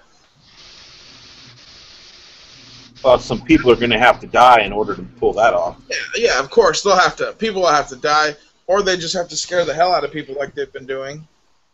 Well, yeah, Brian Williams, whoever that is, will have to be on the news every night saying it's airborne. Get your mask. Get your vaccinations. You know, or like we discussed earlier. You know, maybe the schools will adopt it. Oh, well, your children need to be vaccinated before they come back. I don't know. Yeah, it just seems a little too. I hope we're right. I hope it's a, you know, it's a false deal. Honestly, I hope I'm right, but I can't really take that chance. I mean, can we afford to take that chance and not at least have the minimums on hand? You know, lots of bleach, mask, gloves, you know, whatever you can, you know, stock up on, to at least duct tape, plastic, yada yada. There's no cure for it, though, Red. That's the problem. Well, no, but I mean, That's why you get duct tape and plastic. Isolate yourself. Yeah. Yeah, I understand. And those are things that are multi-use, so you shouldn't really, you know, you shouldn't think, oh, well, I'm not that concerned about it. I don't really need those things. Those are things that at some point you will use. Yes, sir. Absolutely. So gloves, masks, bleach, you know, none of that stuff goes bad, really. So, I mean, it's not an issue. Just get it while you can. And, you know, I hope everybody saw what happened with those 400,000 people not having clean water. I hope that was a wake-up call for people. Well said. It can happen. It can happen anywhere. Well said. That's what people sleep on, Reb. They don't think it can happen, and they don't get ready or get themselves ready or get anything. No materials, nothing. They just, everything will be okay. Well, water is an essential part of life. I don't know why that, and it really don't cost that much to prep water. I mean, you got to get some food grade 55-gallon barrels. I mean, you can't live without water. You got to have water. Yeah. I mean, it'll pay for itself. Water is for any survivalist. Water is the first thing you should store, prep, you know, get ready, whatever. Yeah. Besides security, obviously.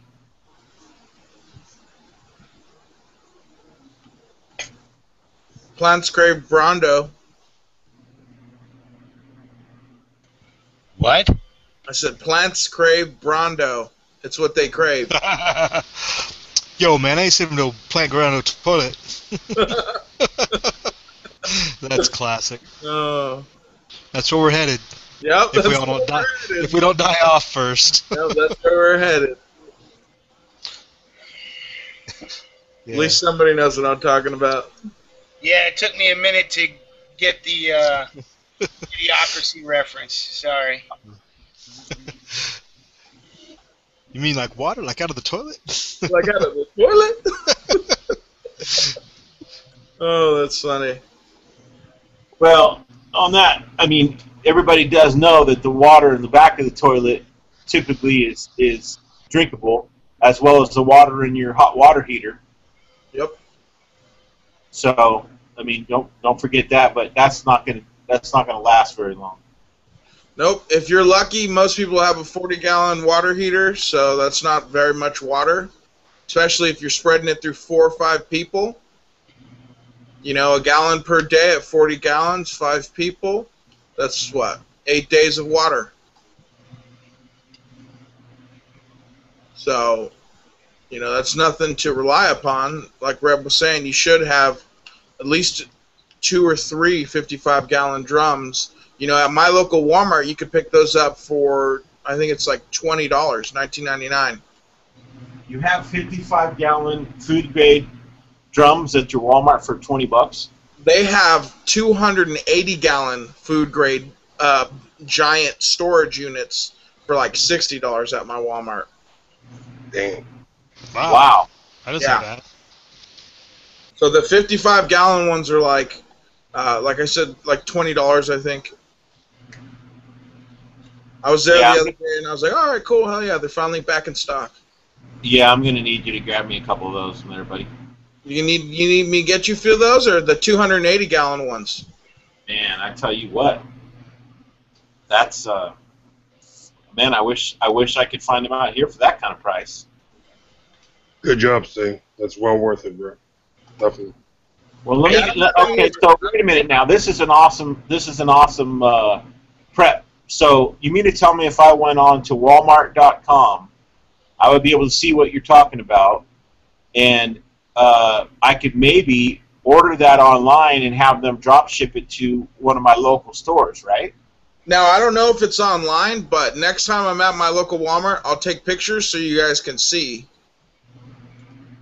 So I don't know if it's online, but I do know it is at my local Walmart. For a while, they were all gone, and they came back in stock. And those 280-gallon ones, those go really fast. They'll have 3 or 4 of them in, and once they're in, they'll be gone. Wow. We may have to work out some sort of a deal, man. Get you to pick them up. Get a Wild Iron Horseman to deliver them. Sounds pretty good. I actually have a buddy who gets the 280-gallon ones for $5. Yeah. Wow. Yeah, he works for Sunkist. Wow. So they just need to be cleaned out, but they're, you know, they're food grade. That's awesome. I'm seeing on the Walmart, for $87 you get an Agrison Farms emergency water storage kit with a 55-gallon drum, a water That's siphon. all I see. Yeah. And then I'm seeing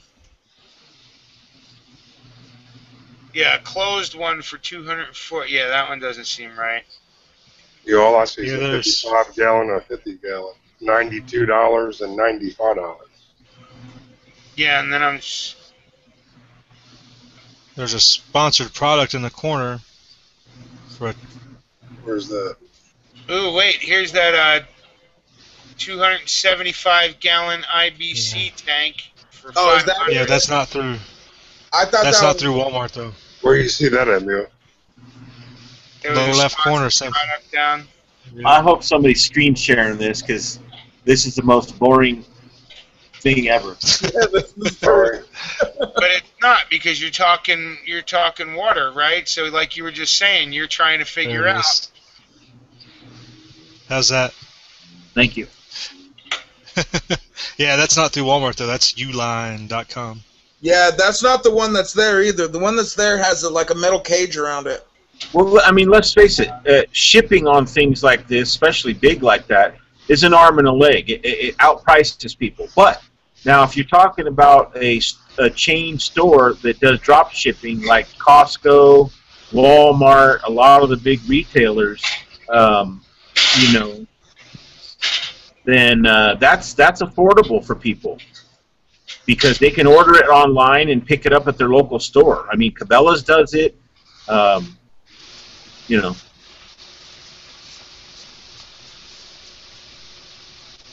Yeah, I'm surprised you guys didn't know that. I try to stay out of my Walmart. Yeah, I got no choice but to deal with them, so. Yeah, no, I don't, you know, I'm not bagging, I'm just saying. You know, I try to, and now I got a big problem because I shop at Costco, and Costco's anti-gun. So I got a big problem. Yeah, we got you know, Sam's Club. They're pretty good. Yeah, I don't know, you know, I'm kind of spoiled, so I don't know. You know, maybe I should just do. Super Walmarts, Brad, by you? Yeah, but I've never bought food from Walmart. That's like, to me, that's like buying food from 7-Eleven. I just won't do No, it. bro. But let me tell you, man, we got a super Walmart rep just for food for thought, man. They got their butcher. They got a butcher section, meats, poultry, veggies. They got half the store is a grocery market, then the other store is like clothes and shit and whatever you want, but it's all safe, man. We've been going there for 2 years, man, and the money that you save it's all Well, but between that's one thing. I mean, between the GMOs and the everything from China, I just I might have to buy all my groceries at Trader Joe's. I don't know, Yeah. Luckily, yeah, I don't know, man.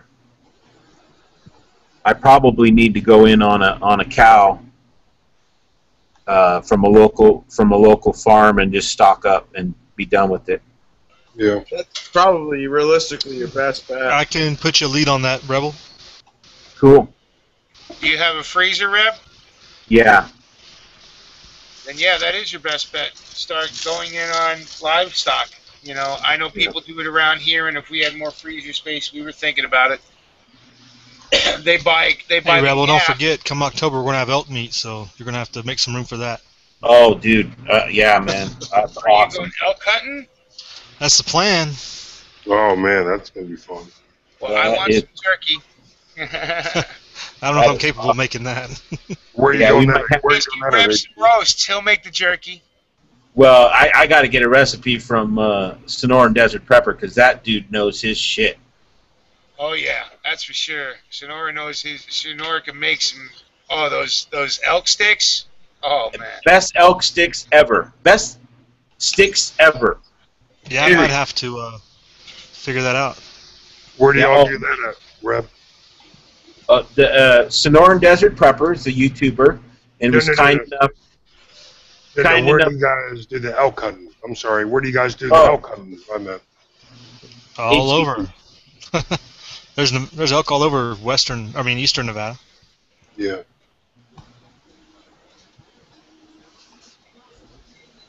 Man, why do we have to bring up those elk sticks?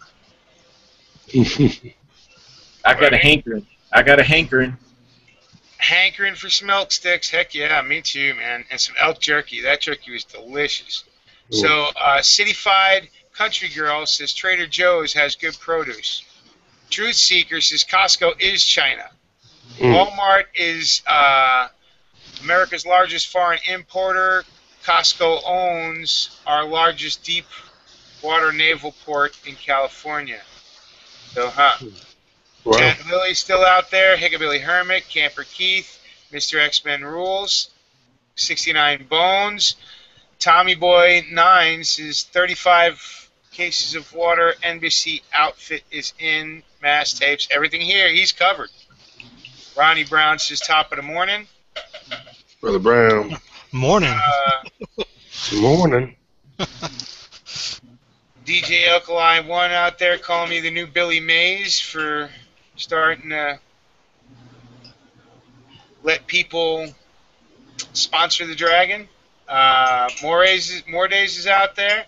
I got your back. I got your 6 covered is back there. America Died is out there. QC Hemp. Yeah, he brings up, and it's a little bit of lightness. Let me ask you guys, what did you think of the whole Obama with blowing a banana in Moscow? Little laser show that was shown to most of America. What did you guys think of that? What? Oh, you didn't see? In Moscow, somebody had done a little bit of a laser show that showed Obama looking like a monkey blowing a banana, or eating a banana. It depends upon the way you look at it. But when he coming back and forth in his mouth, I was kind of thinking he was blowing it. But A laser show or a hologram? laser show. They had like a laser thing, and they were pointing on a building, right, to music at some festival or some shit. I don't even know the whole fucking story. Yeah, they were showing it on the U.S. Embassy. Oh, they were bouncing on the U.S. Embassy? Yeah, that was the embassy they were bouncing. Hey, man, you got to laugh at yourself, right? Oh, that's fucked up, man. I didn't even know it was on the U.S. Embassy. Hey, Wow. let me ask you guys this. Let's just get this out here. How many of you think we'll ever have another black president? Yeah, I don't know, man. Well, I'm Oh, hoping hey, we don't get that Galanis far. But Vilcus says the experimental Ebola treatment is called ZMAP. So if you want to look Wow. it up, check it out. ZMAP? ZMAP. ZMAPP. Wow. I love those people out there, man. So informed. on their game. And Third's offering to sponsor the Dragon, but he doesn't know how many women will watch. It's gonna be his professional services of breaking their nose and then marrying them.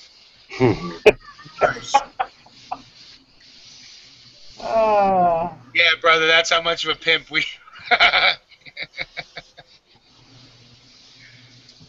And Man. Trader Joe's has good produce. That's awesome to hear.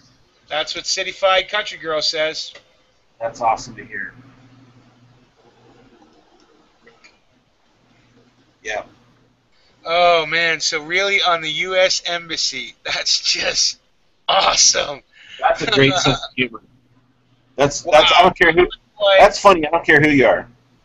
But you wonder why we're thought, why most of the rest of the world looks at us as very weak right now, right? No matter how stupid and crazy that Bush one was, nobody ever. They may have called him weak-minded, but they weren't going to ever call him weak. Hey, listen.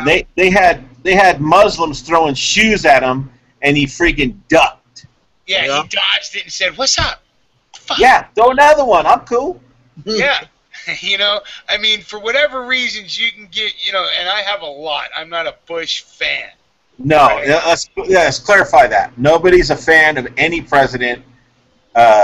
So yeah, we're not saying that we liked Bush. I'm just pointing out the difference here. Yeah, I mean, you know what? You never saw the Russians do that shit with Reagan, right? They called him a cowboy, and they tried to mock him on a horse and showing pictures of him from back in the day in Hollywood with a monkey and crap like that. But they never did that kind of crap where they were calling him the monkey. So that's just and yeah, it's funny. I mean, it's kind of sad though that on our own embassy they're doing that shit. But we've lost a ton of respect in the world. So I don't think we've been admired for a long time. Yeah, but how long? Would be the question. Who do you think it started under the lack of admiration? Because I mean, think about it. Even back to Bush 1, right, when the wall fell and all that shit started happening, right, and they were giving the cred to Reagan, but a lot of the world did still looked at us like we were still the shining light, even after all the dastardly deeds we did up to that fucking point. And then after 9/11, right? And that's pretty much it. So I'd have to say it was Bush 1's fault, because after 9/11, we had the world in the palm of our hand, right? Whether it's false flag or it really was a terrorist act, that doesn't matter, right? We had the world in the palm of our hand. If we'd have handled it correctly, and we would have kept the world there. But we didn't. We decided to go with the greed route, and we lost everybody. I mean, he had a chance. Bush had a chance to turn to propagandize America like they did in World War II, right? Have everybody join the military. Fuck. I think he even could have gotten a draft pulled out. I mean, balls to the wall. Could have put everybody to fucking work, rebuilding the country, having to make our, weapons for war here in America, all that bullshit. Same thing they did to fucking try and, during World War II. He had the opportunity to do that. Leo, what old president would you like to see come back and run right now? Teddy Roosevelt, but he wouldn't win. They'd have to force him into his vice presidency, and then somebody'd have to cap McKinley again. Yeah. But yeah, I mean, besides that, shit, I don't think past the first 5. Give me, and even some of them. I wasn't a big Adams fan, But you would like to see Roosevelt. I mean, someone like him. well, I'd like to see a politician we can't have, right? Because people have to sell their souls to do that shit, right? Right. I'd like to see one that would come out and really tell the truth. Fuck it, just tell the truth and tell them what you're going to do and come out and say it, and then, if they're allowed to do it, right? Because if they follow the Constitution, half the shit the presidents have been doing for the past fucking 40, 50, 60 years, they're doing just on these executive orders and these signing statements and all this bullshit. Right. And they're not following what the fucking Constitution says, which is the people that make the laws are the fucking Congress and the Senate. Well, and they let's rewrite clean it those every day. motherfuckers up with term limits, where you're not fucking a lifelong politician because you were never meant to be a lifelong politician. It wasn't set up for lifelong politicians. It was set up for citizen politicians, right? You live in an area, you represent that area. You live in a state, you represent that state. Right. Yep. The federal government is not supposed, let it run the way it was originally designed to run. And start taking, you want to change the interpretation. I mean, do I think that, certain people are chattel property? No. But if you turn around and say that every human being is created equal, you want to change that one word, I'm okay with it. But you don't have to keep making more and more rules, more and more laws, more and more bullshit against everybody. Changing up the script as we go. Yeah. It's whatever he decides at that time. Now, when you say Teddy Roosevelt, you mean Teddy Roosevelt, Theodore Roosevelt, right? Yep. Yeah. Who would you like to see come back in, like an old president? Who would you like to see come back and realistically? Yeah, realistically. I'd love to see George Washington one more time. But just to give you guys a heads up, Teddy Roosevelt has done probably about 4 times the amount of executive orders as Obama has, right? Wouldn't surprise me in the least bit, but he was a hard-charging, go-get, no bullshit fucking guy. And most of his stuff, his executive orders, well, I'd have to go look up and remember some of them. But yeah, I'd still go with Teddy. HD, who would you go with? Andrew Jackson. Ooh, another one, good one. The original Scotch-Irish president, yeah. But he's another one, fucking land-grabbing motherfucker, take no fucking prisoners kind of guy. What's up, Rebo? Well, he took mine, so I got to think of an alternative. I would say JFK. Really? Yeah. Yep. Well, that's a good one. Yep. I'm not a Republican or a Democrat. That's those are phony fucking titles. It's all the same. I hate to say this, but I remember my time as the good old days was in the early 80s. Those were my favorite times growing up. And Reagan? Yeah, absolutely. I'm sorry. I know I might get bashed for it, but I like it. No. You know what? I would have to, because we're probably around the same age bracket, I would have to agree the most prosperous times in our lifetime anyway. Yeah. It would have to, it seems like probably the Reagan era, yeah. Absolutely. I mean, the fucking early 80s, Reb, were my favorite years, man. I mean, those were golden years. Oh yeah, I mean those are my fondest memories, and I even got a chance to meet Nancy Reagan,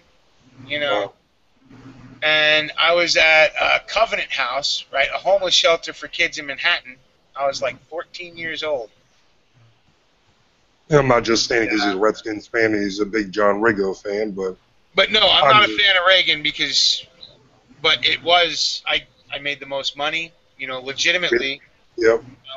It was one of the most prosperous times for sure, at least in my lifetime. That's what my dad used to say, Neil. He made the most money at that time, and life was good. That, but I think during that time, I think people admired the United States. Yes. Good point, Rev. It's not only were we prospering at the time, It seemed like anyway, at least for my age. But I Proud think American. I think people were, we were on top of our game in a way. Well, Those all were- because we didn't let people know what real game was going on, right? When you start, when I mean, that's where you can go back to why South America should hate our guts. Those were the times, Red, that we can actually celebrate 4th of July. You know? But yeah. Yeah. And we were happy. That's when you could have guns in California, and You can actually just live. 30 round mags and the whole No nine yards. helmet law in No California. helmet law. Basically, what you're all saying, gentlemen, is just to be a proud American and Well, and you were a little more free, live free. right? Because it was, Right. first of all, it Live was free. pre-internet, right? It was pre-internet, so you were a lot more free, right? I mean, Yes. if you were living in the 80s and an adult in the 80s, right, you had a lot more freedom than you have today. Now, did we have bad taste in clothes and good taste in music? Yes. Mhm. But, Hey now, speak for yourself. like, come on, man. Anyway. I think I may have peaked in the 80s. All down here. With the ripped sweatshirts and shit. All right, good deal. 80s No, were good years. I wasn't posing, dude. But No. well, okay. Now wait a minute. We got more people in the room, and I said this earlier, and it's to piss people off because that's what I do. Do and you you're think? sponsoring us to be able to do that. Yeah. So he can say whatever he wants. Yeah, and so I asked earlier for those of you, and you didn't read any of the comments if anybody answered. Hopefully they did. Do you think we'll ever have another black president? And do you think that Hillary, which will be our next president, will do for women what Barack Obama has done, or Barry Soetoro, or whatever his alias is, what he's done for the black community? What say you? If he does, then the whole system falls apart because you can't unemploy half the women and expect us to survive. Because that's what'll happen. You'll Why get not massive unemployment.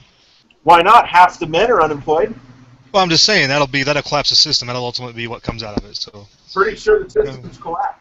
because that's what happened. Black unemployment went up. So, Right. And And I hasn't didn't mean recovered. to argue the point. I'm asking what you guys think. I just told you what I thought. I know. So Quit what? arguing with me. Right. So, but you didn't answer the question. Do you think there'll be another black president ever? I thought you were Down the asking road, about I Hillary. think so. Huh? Well, Hillary was the second part to the question. Yeah. It's a two-part question. Hopefully we dissolve before that. I can't. I mean, I guess there could be if we survive, if the whole United States concept stays together, but hopefully people are smarter than that. And I have to agree with him. Do I think there will ever be another black president in the United States? Well, I don't think the United States is going to be. It depends if we can keep the United States together or not. First of Yeah. all, Yeah. and if we Why would we can- want to, though? I don't think that. Well, there are a lot of people that think they shouldn't, but they do think more than state. They think of states like counties now, right? Because they look at the United States as a big picture, as one country, right? Instead of 50 countries or 51, because it seems like Puerto Rico really does want to start coming in. They're really trying to push for it to become the 51st state. But, do I think there'll be another black president eventually? Do I think if Hillary gets in, will she push women back for a long time? Yeah. Do I think Hillary's a lock? No, I don't think Hillary's a lock. I don't think anybody should look at Romney, on the other side of that ball. Oh, they're all about him. He's getting pushed hard. Yeah, and that's just fucking ridiculous. Find yourself some Tea Party guy, not Rand Paul, who hasn't said much, right? And do what the fucking Dems did. They put up a fucking rookie. Yeah, but you Right. saw it coming. If you didn't, I mean, people that aren't involved in politics didn't see it coming. But Obama spoke at the 2004 Democratic convention, and it was plain as day obvious that they were setting him up to run. I mean, he got out there, he gave the speech, and it was like, that's the guy, because obviously, you know, it's all about his looks and everything. Right, and then they got him elected to as senator for Illinois. Right. Well, that's when he was a senator at the time. That's when it was like his first 2 years as senator there or whatever. As a state senator. He was still in the state level. Right, but he didn't get into the federal level until 2006. Right, yeah. So and he just did 2 years and promoted him. Yeah. So that's what I would see a smart thing for, you know, whoever's the fucking masterminds of the Republican race. Even though I'm not a fucking Republican, I'd say take a page out of their playbook. At least look at it, because Romney's a non-fucking starter. Okay, Jeb Bush, I think Jeb Bush is a non-fucking starter as well, because I think people are just sick of the whole imperial presidency. You know, that's one of the reasons why nobody's going to want to vote Clinton in. You know, because I think people really do get sick of that shit. I don't want to see that same name 3-4 fucking times in a row. You know, or skipping 1, skipping 2, and then seeing that name again. No. But it takes a village, Mule. Come on. Yeah.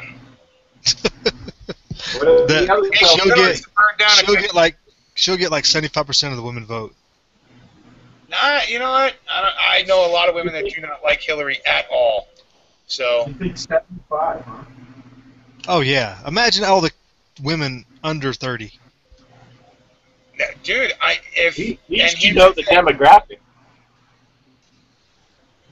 Yeah, because women over 30, women who lived through and were either teenagers or adults during the Clinton administration, do not like Hillary as much as people think. Yeah. Well, the younger generation had been told she's a victim, so all they know is she's this great victim, and she overcame, and she's this great leader, and she overcame adversity, and look what she's done, and that's all they know. Yeah, well, it depends upon who eats the propaganda. The young aren't eating the propaganda as much as they used to anymore, and they're getting their shit off the internets rather than the mainstream, like we were talking with the Ebola thing. You know?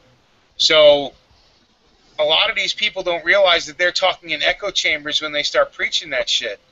You know, and then what happens is the opposite side's echo chamber picks it up and goes, oh, they're talking about impeachment, we're going to talk about impeachment. They're talking about Hillary running, we're going to talk about Hillary running. Most of the people fucking out here in the real world don't give a fuck, and they ain't voting for the people they're being told to vote for. The stupid ones are, they always will be. But most of the thinking ones anymore aren't, and they're trying to disseminate the information to get people to think. Is it working? I don't believe so. But I still don't think Hillary's getting in.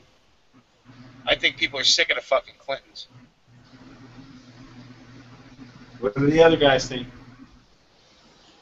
I don't think there'll ever be another black president, obviously, because of look at how good of a job the first one has done. I'm personally voting for Bush because I believe third time's the charm. Let's go ahead and collapse it finally. And that's what I think. Wow. Now, Bush won for being an Illuminati, skull and crossbones, you know, CIA motherfucker, wasn't a horrible president, right? Bush won, I mean, even with his million points of light, you know, he wasn't as bad as fucking Clinton, you know, or his son, so. Like I said, third time's the charm. Hopefully this Bush will finally collapse it and we can just restart.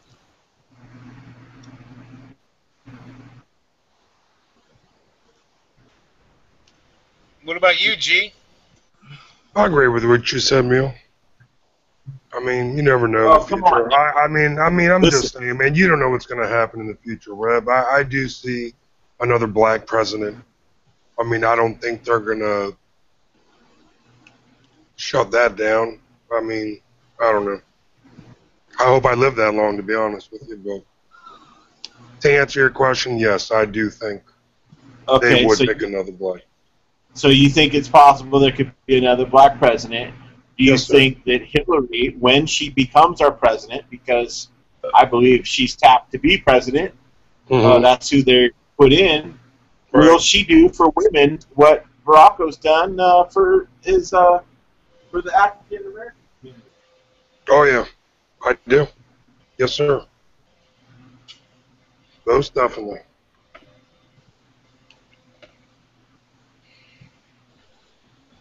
Curious. What's that guy's name? Dr. Carlson or whatever? Benjamin Carlson. Yeah. Now, see, there's plenty of black conservatives out there. Alan West, you know. Oh, please! There is a plethora of qualified black people that could be president.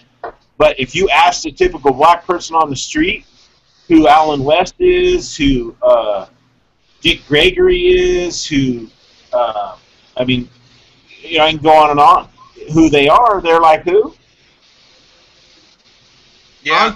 On top of that, don't forget this, you guys. The black vote never really had anything to do with him winning.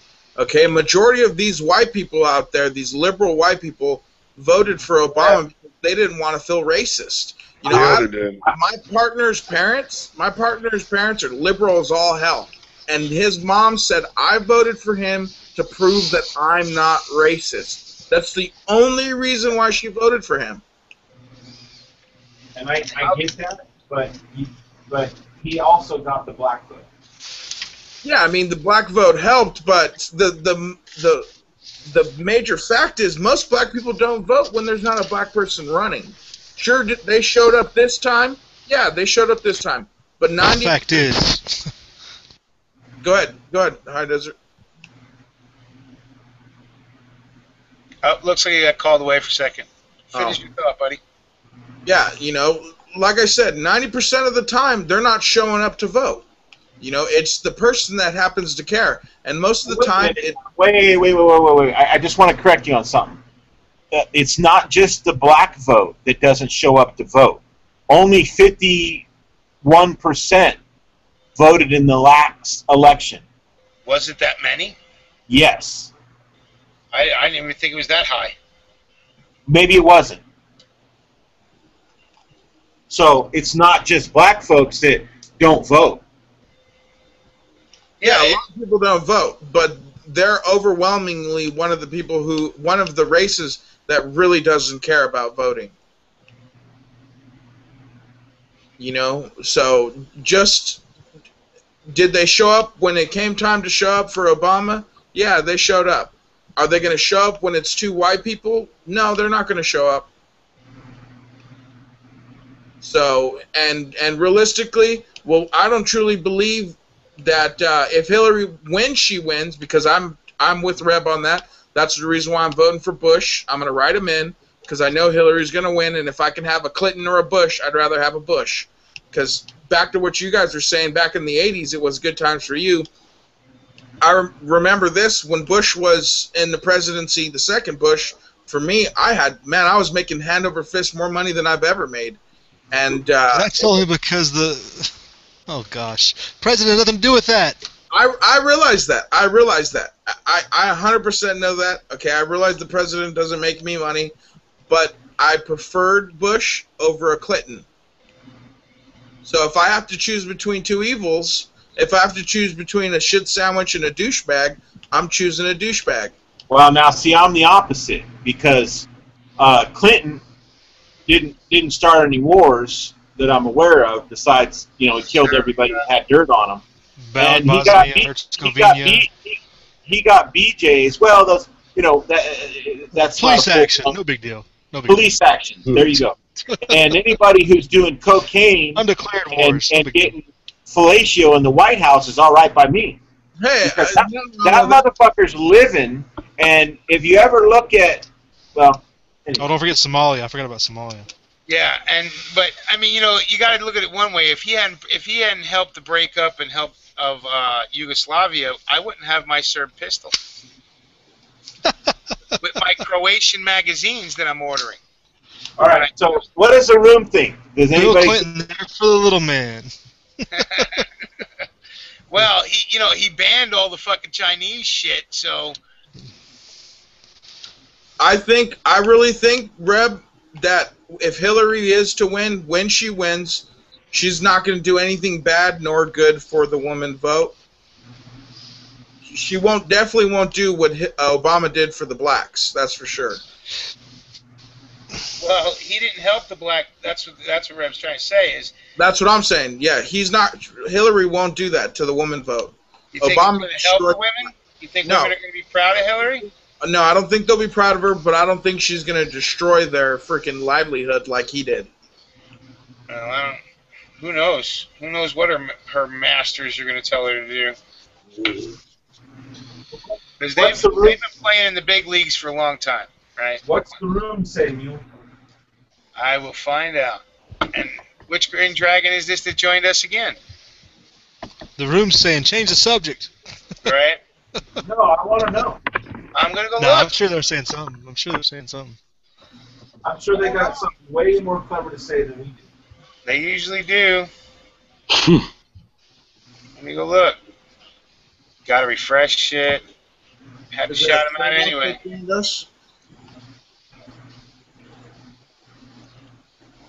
So here we go. All right. We're doing good. Let me unspam people, which is Joel. Joel always ends up spam because he puts out a lot of good information. What about a Native American president? Nah, that'll never happen. Yeah, Russell Means, but he's dead, so sorry.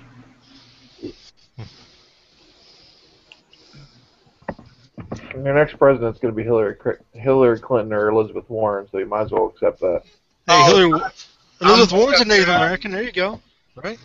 Well, how about both of them? How about that as a ticket? Before we jump in on that, let me do the quick shout-outs. DJ Alkaline, he answers he wouldn't choose the lesser of two evils again. He'll write in a conservative Tea Party or whoever he believes will serve me and mine and the USA's interests. So that's an answer from DJ. Thanks, Trav, by the way.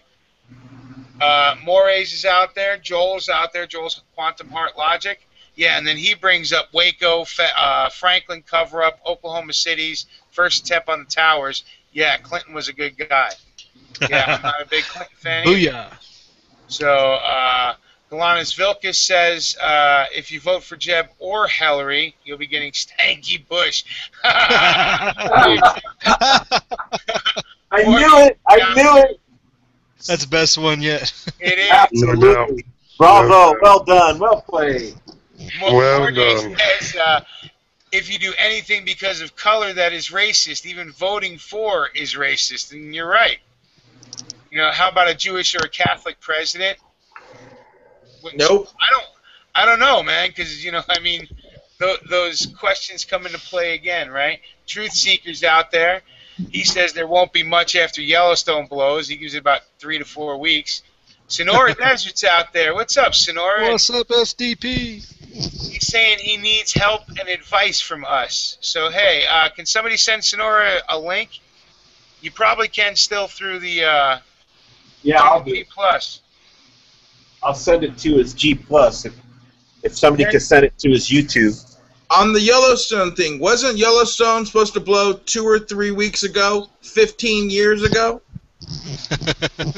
Yeah, but you know what? Yellowstone's been melting highways and doing all kinds of crazy. I'm not saying it's 2 or 3 weeks, but That happened back in the 80s. That's happened before. It's not going to be the first or the last time. I realize it's melting and they had a temporary shutdown. But like I said, this isn't the first time they've had a shutdown. right. Well, that's true. To say that, this is finally the big blow, well, they've Well, why been... not? We like panicking people and have them run around with their hair on fire. It's kind of fun. Why do you think we talk about Ebola? All right, now as Sonora Desert Prepper is joining us, I need to shout out Rebel Solutions. I have put the links in the Green Dragon Tavern Chat's live chat down there for you to find them over on G+, or you can contact him over on the Green Dragon Tavern Chats. He's one of our bartenders over there. So get in touch with him and add Green Dragon Tavern Chats to your order, and you will get 10% off of what you order from him. So there you go. Now I'm contractually covered, right? And it's not just magazines, but we can do holsters with your favorite credentials on it. Whatever you want to do, man. You can Zombies. do a metal water bottle, right? Yep. Yeah. Do a metal water bottle. Look at him with his G.I. Joe look. He shaved his head and whatnot.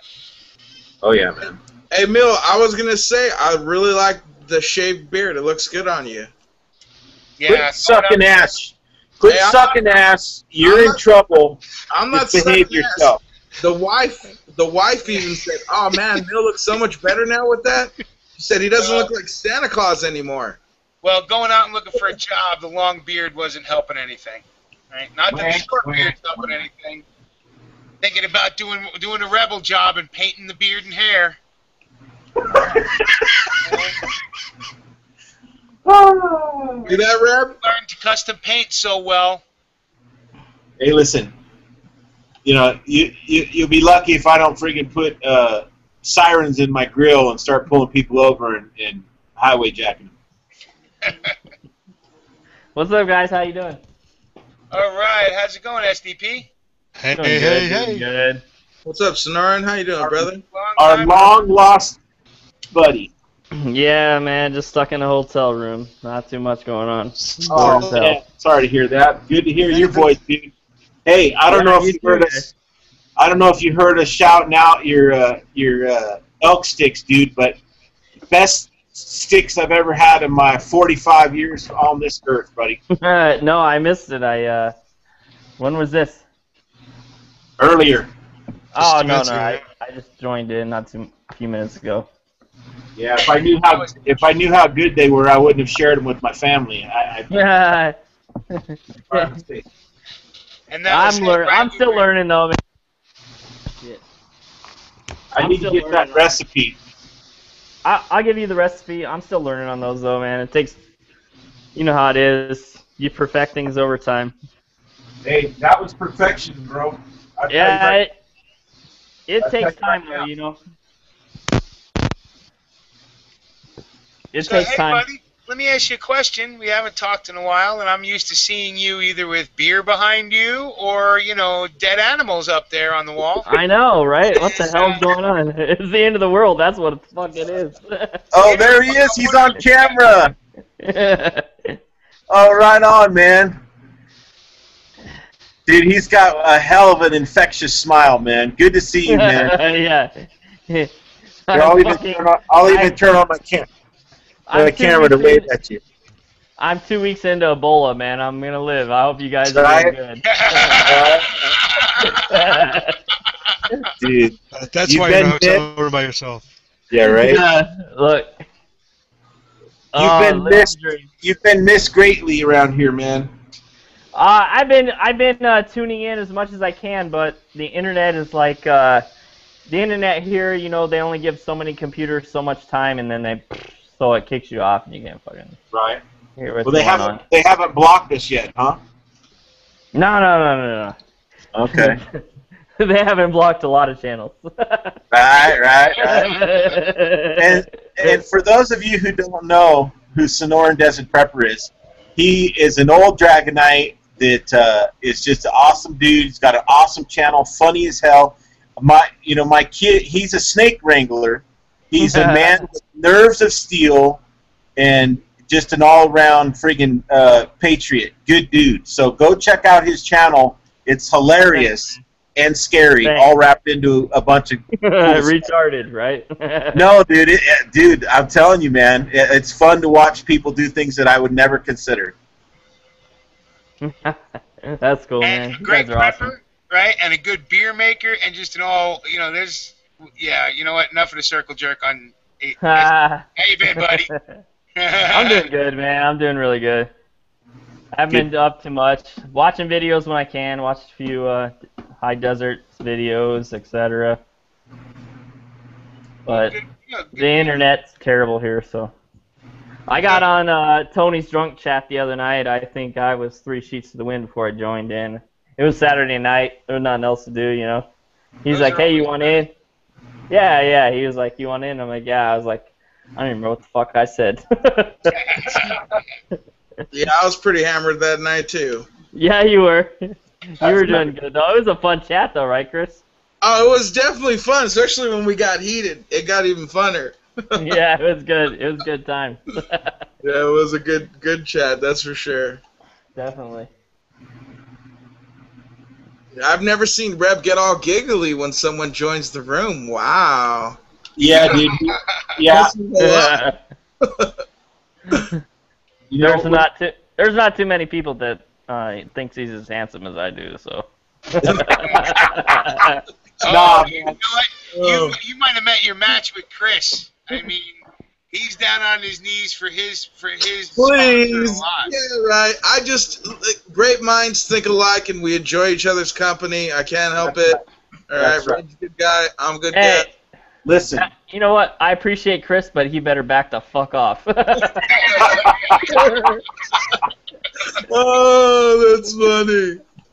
Oh. Hey, anybody who's, sending me friggin' elk jerky and whatnot, man, it's gold.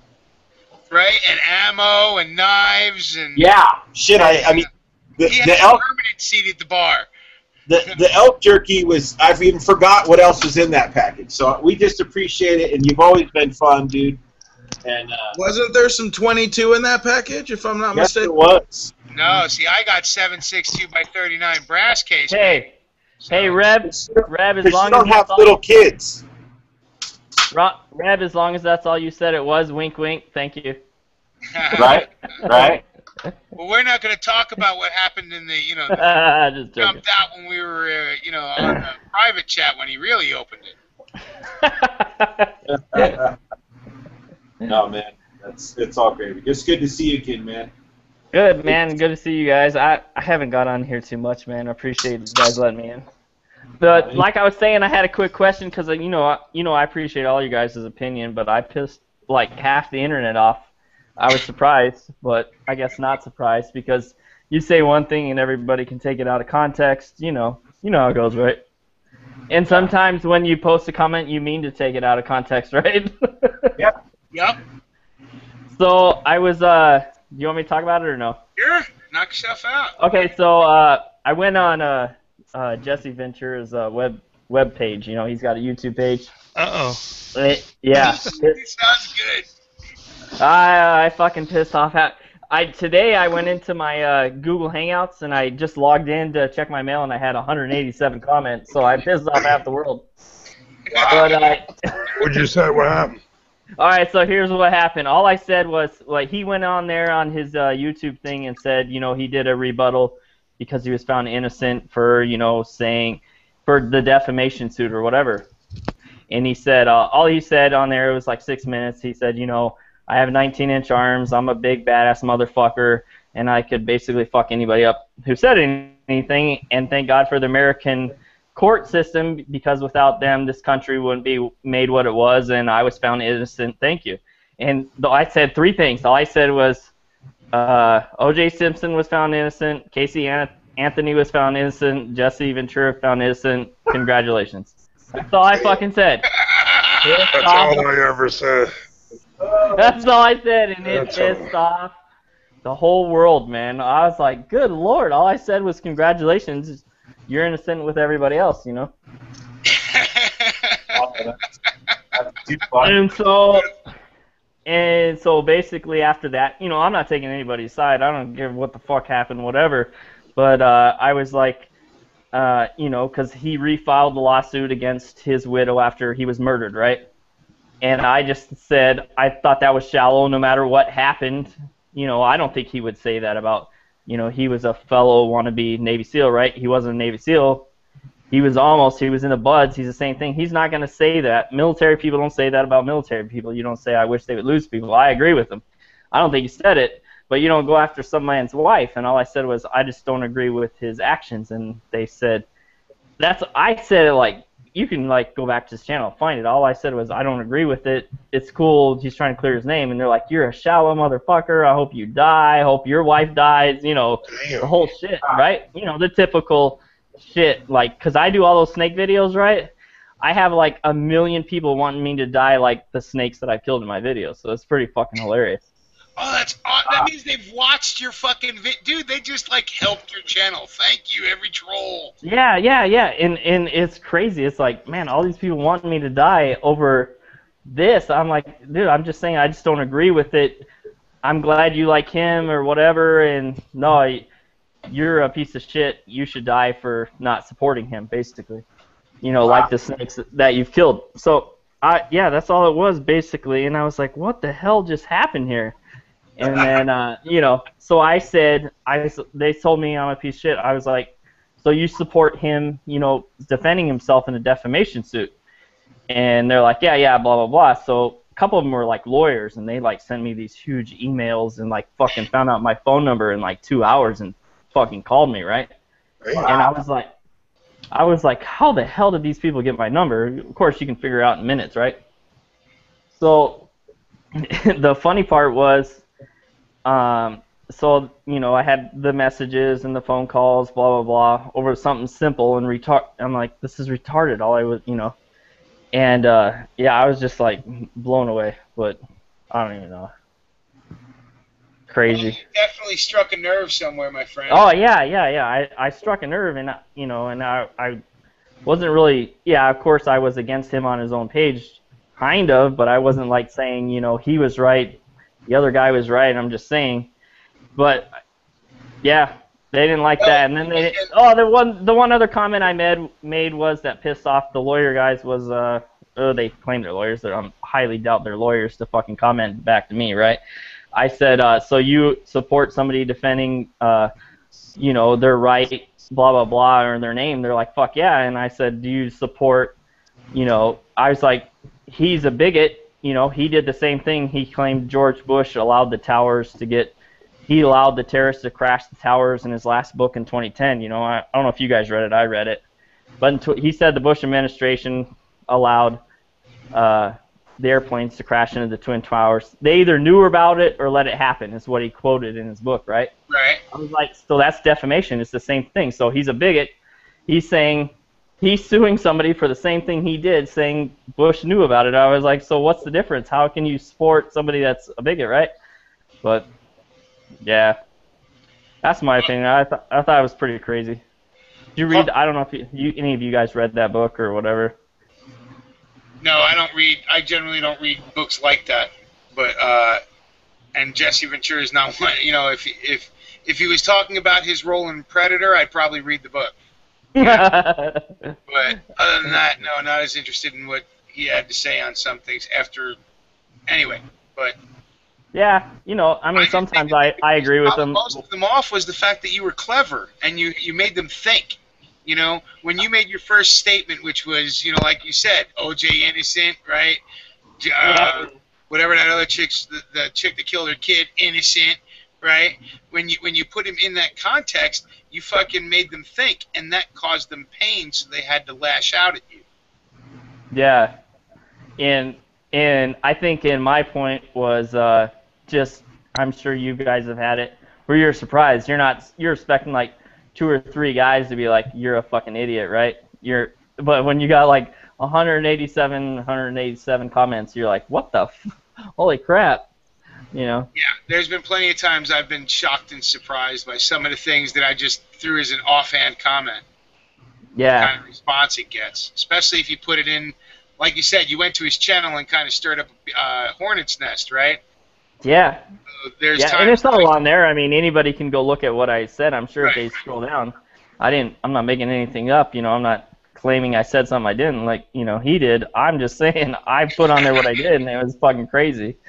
Yeah, but sometimes that's just what happens, right?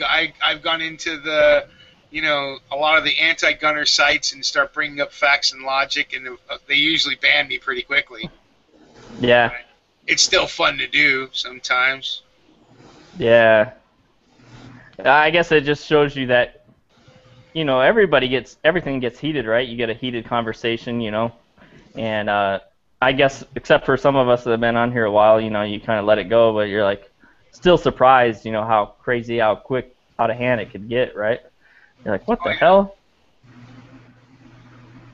Yeah, and it can get out of hand real quick too. You know. Or just like Tony, how, you know, he's doing his chat sometimes and he's having a good time drinking a beer and he says something, and I know you guys know that like his shit's taken way out of context sometimes, where people are like, what the hell, you, and he's like, dude, I was joking, right? Having a good time. you know, and I'm just telling you, like a lot of times he says in his videos, Tony says, you know, he's like, I'm just trying to, you know, show you what's going on, and how the hell am I the bad guy for saying that? You know? But we're going to be accused of it because when you make people think, it causes them pain in a lot of ways. You know, for a lot of people who don't know how to do it anymore. You know, they don't understand how it works. You know, the brain, and it doesn't. They have a hard time thinking. They just want to be told what to do, what to think, what to eat, what to drink, what to look at on TV, and they might make a decision on what interests them more or less. But you know, in the most part, they just want to be led along all the way. So when you throw out something clever like that you know, just they can't. It's so short and sweet and just to the point, poignant that they can't get away from thinking about it, right? Yeah. And that just stresses them, and so they have to lash out, right? You see it a lot in like any of the anti-gunners, right? They're the first ones to come say, let's take these people's guns and shove it up their ass and kill them, right? Yeah. Or let's drone strike them, or let's waterboard them, or whatever. They're first to go to violence, right? Even though they're talking about doing the exact thing that they're blaming legal gun owners about. You know what I'm saying? Yeah, exactly. Yeah, I totally understand. It's insanity. What are you drinking there? Cobra, malt liquor. King Cobra. Malt licky. Malt liquor. Dude, you got to go to OE 800 if you're going to drink that. Drink those. That shit fucked. Yeah, no, thank you. When it comes to cheap beer, this is what I drink. Oh, no. OE through a straw, baby. Come on, let's get Oh, man. Nope. I'm sitting on a street corner. I've done it. Coke 45, OE, St. Ives. You can't look a man straight in the eyes like you're about to kill him and sip out of a straw. It's physically impossible. No, you are very wrong, my friend. Yeah, actually you are wrong, Chris. If you watch some of those videos on YouTube where they drink that in like 3 seconds, they take an OE, but you put a straw in it, they put it to the side of the mouth. No, sipping out of the straw. Sipping out of the straw. Oh, okay. You can't look, Yeah, they drink that shit. There's a couple guys that can drink that stuff in like 3 seconds, a whole bottle. I could try. No, you can't do it without a straw. I could probably pound this in 7 seconds, 8 seconds. Well, this save is it. supposed to be What I bar, tell so you. you know what? What I Show tell us. you. Uh-huh. Wow. Who's got a timer? What I say earlier, Mule. You can't What do I it in say 6 earlier. seconds. Let's see. Let's start a timer. I'll do it as fast as I can. What I say. No, just Say save it, good night. man. Say good That's night. like 4. Good night. Go ahead, say. Rock it out, babe. 2 Mississippi, 3 Mississippi, 4 Mississippi. Oh, and okay, so that ain't all gone, baby. Sorry. What is that, say? What is that? 22? 40. 40? What is it? Is this what happened in Tony's chat? My boy passed out. I was like, say. My boy called was like, Jade, my bad, yo, I fucking passed out. I was like, dude, no worries. I do it all the time. Here's, brother. There you go. Two. You did it in 2 swallows. Yeah, I could have did it in 1, but it was too damn cold. I had it in the freezer for the last hour. Giving you brain freeze on the way down, it was? Yeah. I bet Chris can get down on those beer bongs, boy. So, hey, Sonora, are you still in? Yeah, I'm here. I'm sorry. No, I don't mean just here. Are you still in? Yes, that's what I'm doing here. Okay. Texas. You're in Texas? Yes, sir. You're in Texas. You're supposed to be in Arizona on the flight line talking to us. Come on now. You guys are friends. I changed careers, so I've been trying for a long time. So now I changed careers to where they're sending back to school, and I'm going to school to be a machinist, so I can make my own toys, if you know what I mean. Good career Awesome. change, right? Yeah. So I'm working on the lathe in the mill right now. I got 2 months left, and I'll be out of here, and then making my own stuff. And then are you going back to home in Arizona? Yes, back with the family, the that's kids, so awesome, the dude. kid, etc. How is your beautiful wife and baby girl? They're stressing out. They're doing good. My daughter's only a year and a half, so she's like, she gets on there. Or she's almost 2 now. She's like, "Hi, Dad. Bye, Dad. I gotta go play." That's it. What? Oh, you got to be missing the hell out of them, though. Yeah. They Are you don't getting understand. back for a visit at all, or do you have to stick it out the next 2 months? I'm trying to stick it out, because a visit's gonna be like, $400, $500, $600. Right. You guys know what that much money can buy, right? So trying to stick it out, but we'll see how it goes.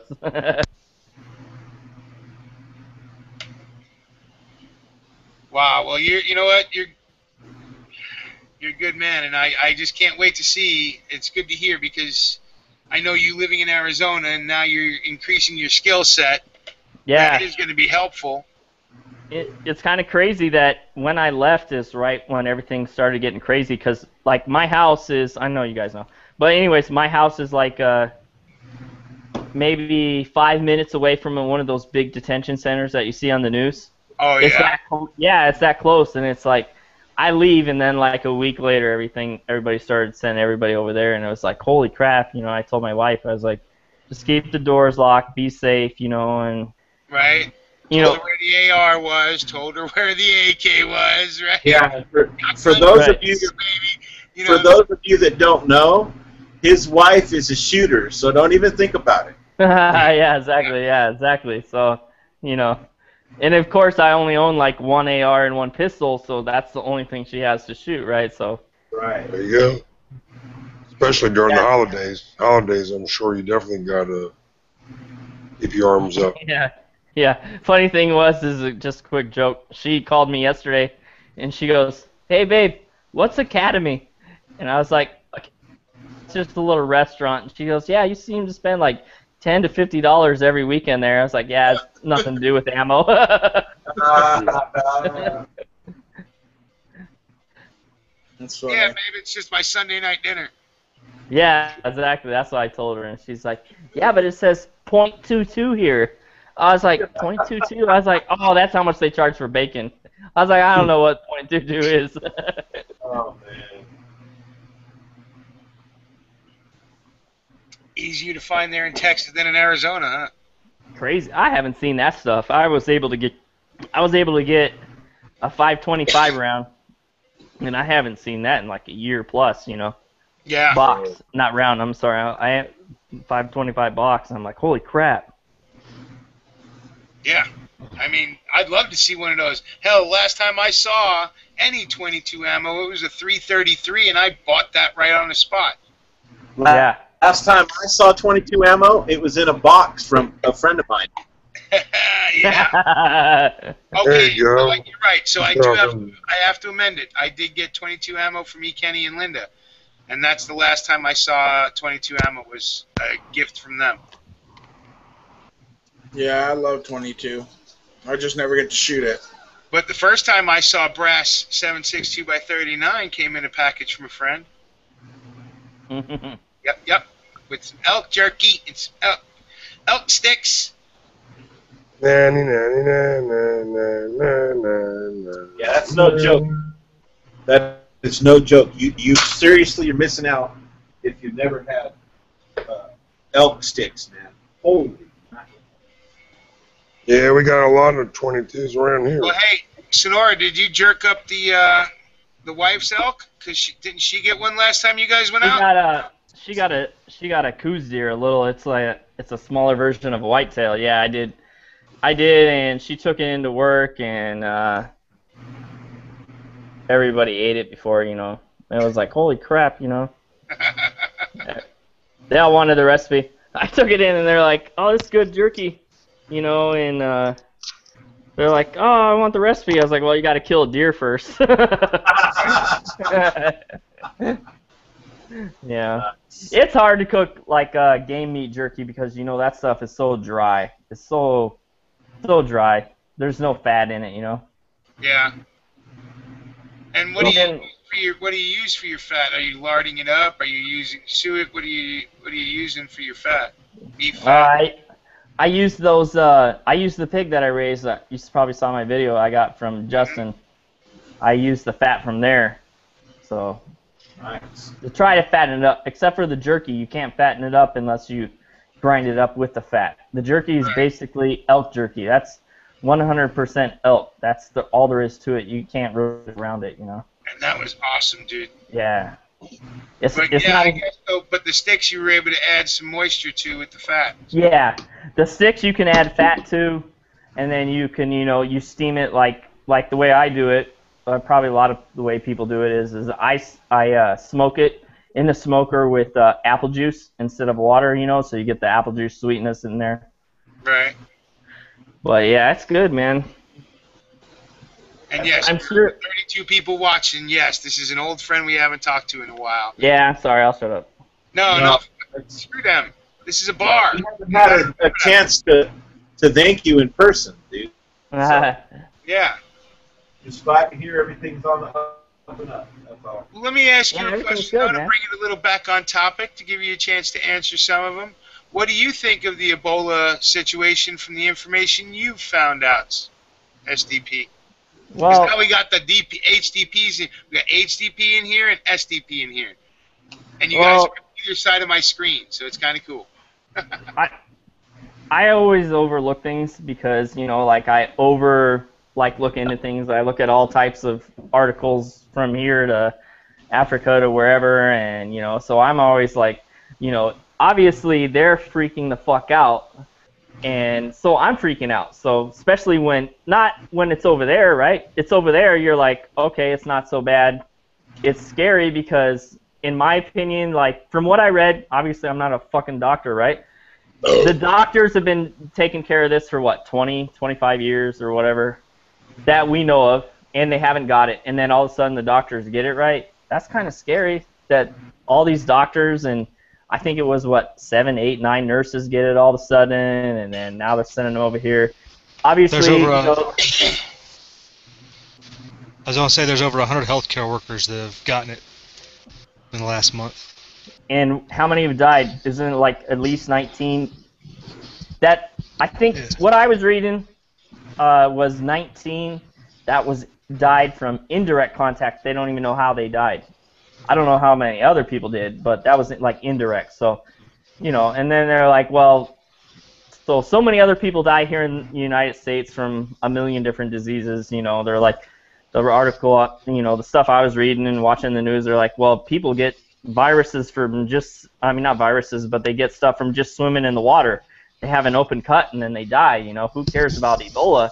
But the thing is like, everybody knows that these diseases get stronger and stronger, right? That's how these doctors got it. Nobody's making anything up on that. These doctors got it because it's getting stronger and it's adapting to the situation, like people as a hunter or as a prepper, you adapt to the situation. You're like, well, these deer are smarter. I need to go deeper in the woods, or I need to do this, or you evolve or whatever it is, I'm terrible at like examples, right? I'm good at this though. That's about it. But yeah, it's scary because once you bring that into your home, even though it's the other side, the East Coast, right? Does anybody live on the East Coast? Oh, in here? Yes. Yeah, G does. He's not here at the moment, but he lives on the East Coast. Oh yeah, so yeah, I feel sorry for you guys. It's the East Coast though. Who cares about the Middle America and the West Coast? Right? We're good. Yeah. You know what? I can actually disappear from people pretty quickly, and just take the farmland and only cross farmland and shoot everybody within 200 yards, Yeah, and you have, like where you live, you got all those cornfields with all those good GMO crops. You can at least live 20 years over there. Yeah, well, no, I Before you die of cancer. I got to get away from the nuke plants, Yeah. It's crazy. Like you guys had the what was it? The 1 year or was it 2 years of the Green Dragon? This is the first year. We're in the 1 year. 1 year anniversary. So you guys had the 1 year, and in one of your chats, not too long ago, maybe a few months back, when the whole thing was going down, and you showed where like the nuclear sites were, and you claimed that you were in one of those areas or whatever. Yeah. It's crazy to see those sites, like, so you have like, there's the CDC maps where the Center for Disease Control sites are, like where you're at, you said man, I live close to this. I need to get out of this zone. So there's a lot of those maps, you know, there's probably 4, 5, 6 that you're like, shit, I need to move a little bit further. And when I get back, I have one nuclear missile site within 3/4 of a mile of my house. Obviously, they're closed down, right? They're filled with dirt, so they don't work anymore, right? So, but then there's another one. It's like, it's just crazy to think that, like, I live that close to a former nuclear missile site, you know. Yeah, and the funny thing is I live close to 4 nuclear power plants. Right, exactly. And that's just, you know, yeah, it's one of those things that, you know, and it sits in the back of my mind, but as the world gets worse, it's like I'm saying, fuck it more and more, you know? Because, seriously, where can you run from Ebola, right? And if Ebola hits, well, then that would be another thing that would trigger, right, the bad parts of the nuclear power industry, right? Because those people would catch it, too. They wouldn't be able to go into work to keep the fucking power plants going, right? The emergency services would take over for a little while until the diesel fuel fucking ran out. Well, the guy who runs the diesel got the Ebola, and he's been dead 2 weeks, you know? So, you know, it's all bad from there. And that's the same all the way across the country, you know? But that's just the way my nut job mind thinks, so. Yeah, I hear you. Hey, at least the good thing is we don't have to import food to Russia anymore, right? Yeah.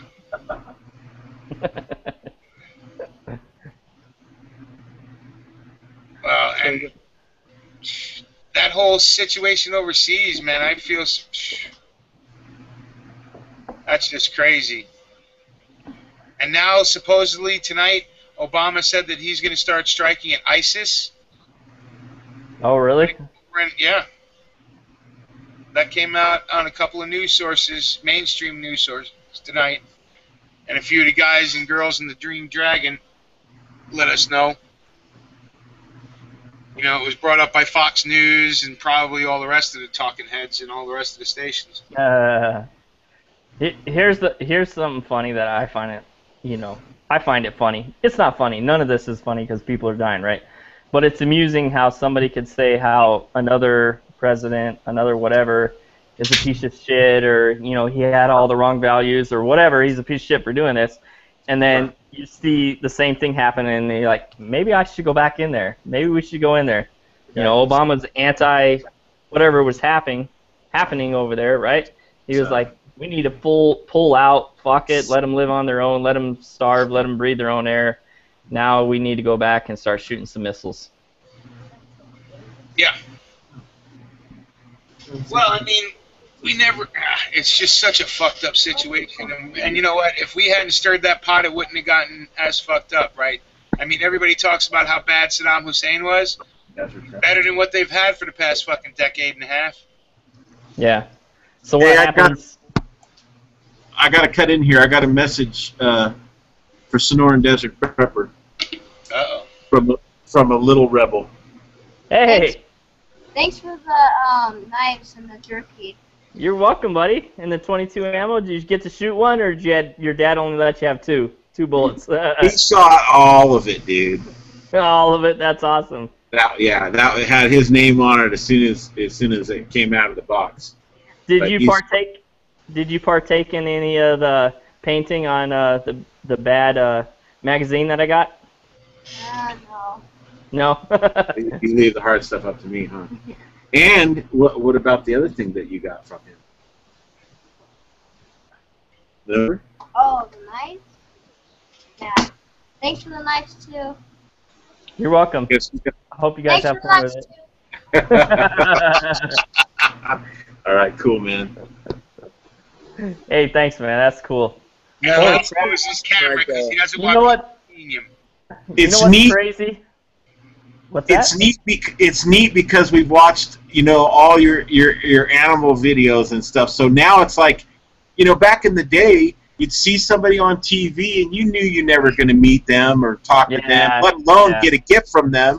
Now it's like, you know, you're like a TV star because we watch your videos. Then you're sending the stuff, and it's like it's such a real experience. Yeah. I don't know. I was kind of nervous when I send you that package, and then you go like, "Oh, these are cool knife for the boys." I was like, "Oh shoot!" Oh, that's too funny. It's friggin' awesome, dude. Yeah, man, that's like getting a gift from Steve Irwin or something, you know? Oh, come on now. Yeah. Don't stab me in the heart. Jeez, Man, Lord. hear all can anyone else hear all the slopping that's going on right now? Yeah, you see? That's... It must be nice, huh, Sonoran? I'm blushing, I ain't gonna lie. The funny thing is Sonoran, he wouldn't come in on air. He would wait until the after chat and come in. And, I mean, you got to get to know the guy. The freaking guy's hilarious. He's smart. He's smart as hell. You know, he's just a beautiful American, man. And you know, it is what it is, man. Okay, Reb, how much whiskey have you had? I think it's about time. No, I'm just trying to set up the next round of elk sticks, brother. That's what I like about Reb. He's setting up No doubt. You guys, you know, I don't like to listen to music, but the music I listen to is Rebel playing the drums. Oh, man. Yeah, see, you're going to have to work real hard to match up there, Prospect. No. Clearly, I'm not even coming close, so... It's funny when we meet good people, and then they kind of drop off, you know, life happens, careers, babies, yada, yada, yada. And then they come back around. It's like seeing an old friend that it's just awesome. And that's why we're so giddy. You know, it's just seeing an old friend who's in good health, in a good place, and you know, it's just good. It's all around good. Yeah, it's always nice to see anybody doing good, especially an old friend like you, Sonora. Thanks, guys. You guys are awesome. But, so let's go to another one of the questions that we had earlier. What do you think? What was that question you had asked, Reb? Well, I don't know, because of his career, I don't know if he can really speak on it. So, I'm not going to have it. What is it? I'll tell you if I can or not. It's talking shit about Obama and Hillary. I can't. Okay. Good enough. Good enough. Do you guys want to talk about High Desert? Do you guys want to talk about High Desert Pioneer? Because I got some crap on him. Oh yeah. Oh, hell yeah. I'd love to find in that armor.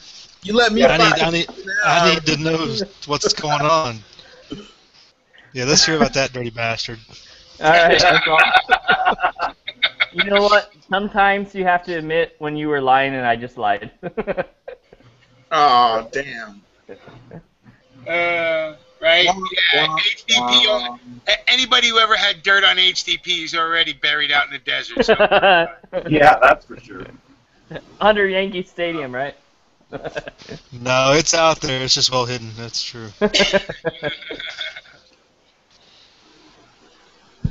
Well, let me go check the room real quick. We haven't done a shout out in a while. And Tony, if you're out there, come get your ass back in here. I sent him a link. So, if you're out there, Tone, I sent you a link, bro, to your mobile. I hope. Yeah. He's worrying me. Because he sends those cryptic messages sometimes that make you go, Things that make you go,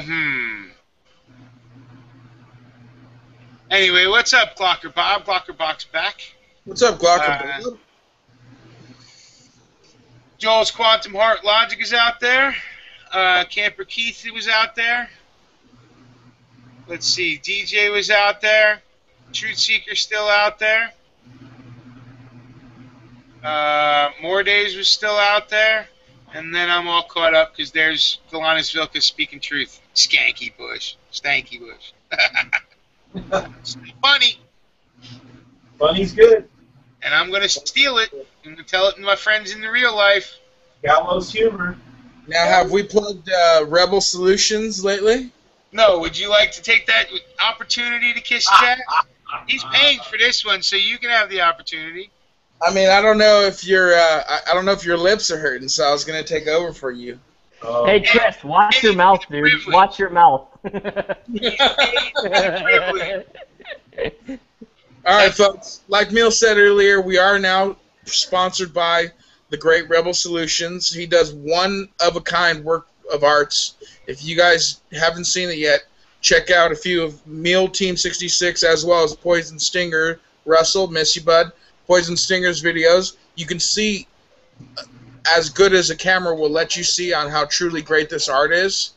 And Rebel Solutions is now sponsoring the Green Dragon. So if you guys have the opportunity or have a desire to even purchase a magazine that is custom painted or tailored to your likings, 10% of the proceeds will go to, or a portion of the proceeds will go to the Green Dragon Tavern Chats. And if you mention the Green Dragon Tavern Chats, it'll go ahead and give you 10% off. Not bad, not bad. Not bad. I am a bit of a salesman for myself, so I know how to work the words. You got to remember, it's not just magazines. It's pretty much anything. Anything, yeah, anything. But he has amazing magazines, which I've been trying to convince my wife to let me buy one. Yeah, I got one. Militia one I want so bad. Hey, Chris, I picked up a riveter, so you California guys are in. Oh, all you got to do is let me know, and I'll hook it up. Dude, all right. Well, I'll probably be speaking with you soon then. You have my address, and I guess that'd be a good reason to send me something. Yeah, man, I got you covered. Hey, as well as I heard you talking about T-shirts earlier. I've been wanting to do T-shirts for the Sunday chat. If we can talk, I'd like to get an idea of what you have in mind, because I have a T-shirt guy. I think it's like $15 a T-shirt. He can do custom stuff for me, and I wanted to make like 5 or 6. That's cool, man. So, yeah, that's inside baseball. We could talk about off air. Definitely. Yeah, definitely. You know, it's all good. It's all good. But yeah, more importantly, the Dragon, is taking sponsorships, and what does that mean? You know, if you want to help out and donate, you can promote whatever you want to promote, and when we're trying to take this to the next level, to where we can keep it funded and we can, give back a little bit, because it's made a lot of friendships, shared a lot of info, and it's one of those things where we've been doing it for a year, and it's not free, and we need to take it to the next level, and so that's what we're trying to do. And I'm happy to be the first official sponsor of Thursday Night Green Dragon. And so those of you that are interested in promoting something or whatever the case may be, you get a hold of Mule, and he can give you the rundown on what's what. And I just happen to have some product to offer, and they're one-of-a-kind pieces, like I said, and so the Dragon is one-of-a-kind chat, and the people who attend and participate are salt-of-the-earth type of people. So I'm happy to do it. And thank you, Rebel Solutions, for sponsoring the Green Dragon Tavern Chats. Absolutely. Like us on the YouTube. Like us on the G+. Right? Tell your friends. Like, favorite. Buy Rebel magazines. So buy Rebel magazines. Get them to do a T-shirt. Get them to do a flag. Get them to do a custom. Get them to do your gas tank on your Harley if you have one. Custom rifles too. He's going to be painting. Just let you know. Every one a work of art and functionally camouflaged. Anyway, back to the conversation on whatever. Does anybody else have a topic? Let's see. How long are we going? We've been going 2.5 hours.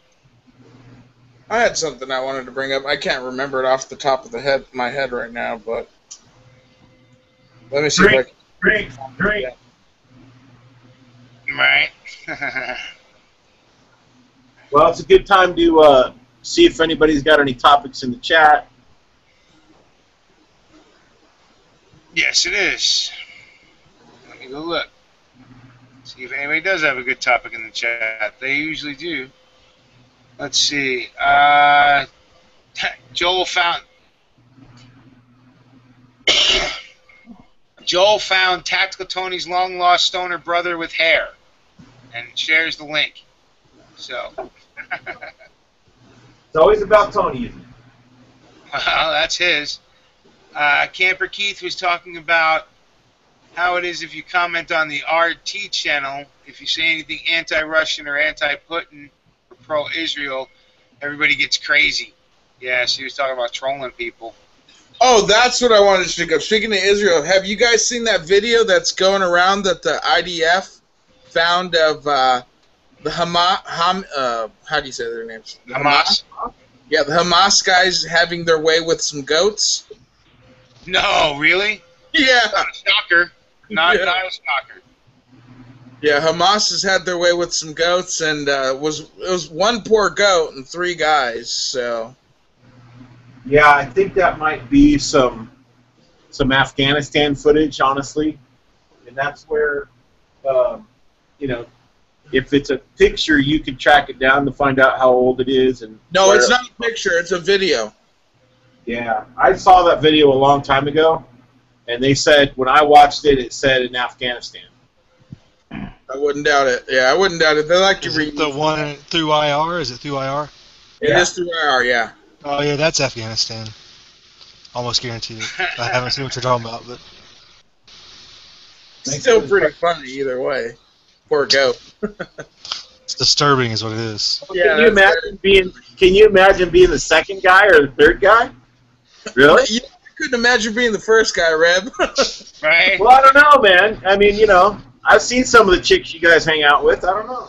Hey, I'm married man. I'm married man right here. This guy's got a hot wife. That guy? Right here.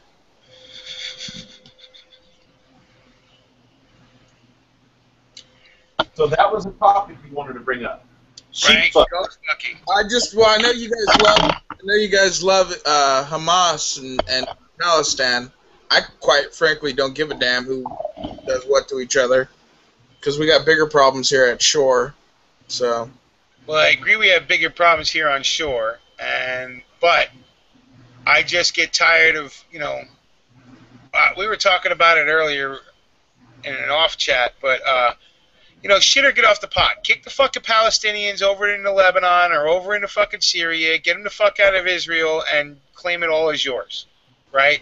Or turn them into the Indians of Israel, right, the Native Americans of Israel, and give them an ass ton of casinos and resorts on what land they have left, and bring them into the prosperity of Israel. Right? That's a good look at it. Or how about we just stop funding Israel, period? They're a big boy. They can take care of themselves. We should stop making payoffs to all these fucking countries.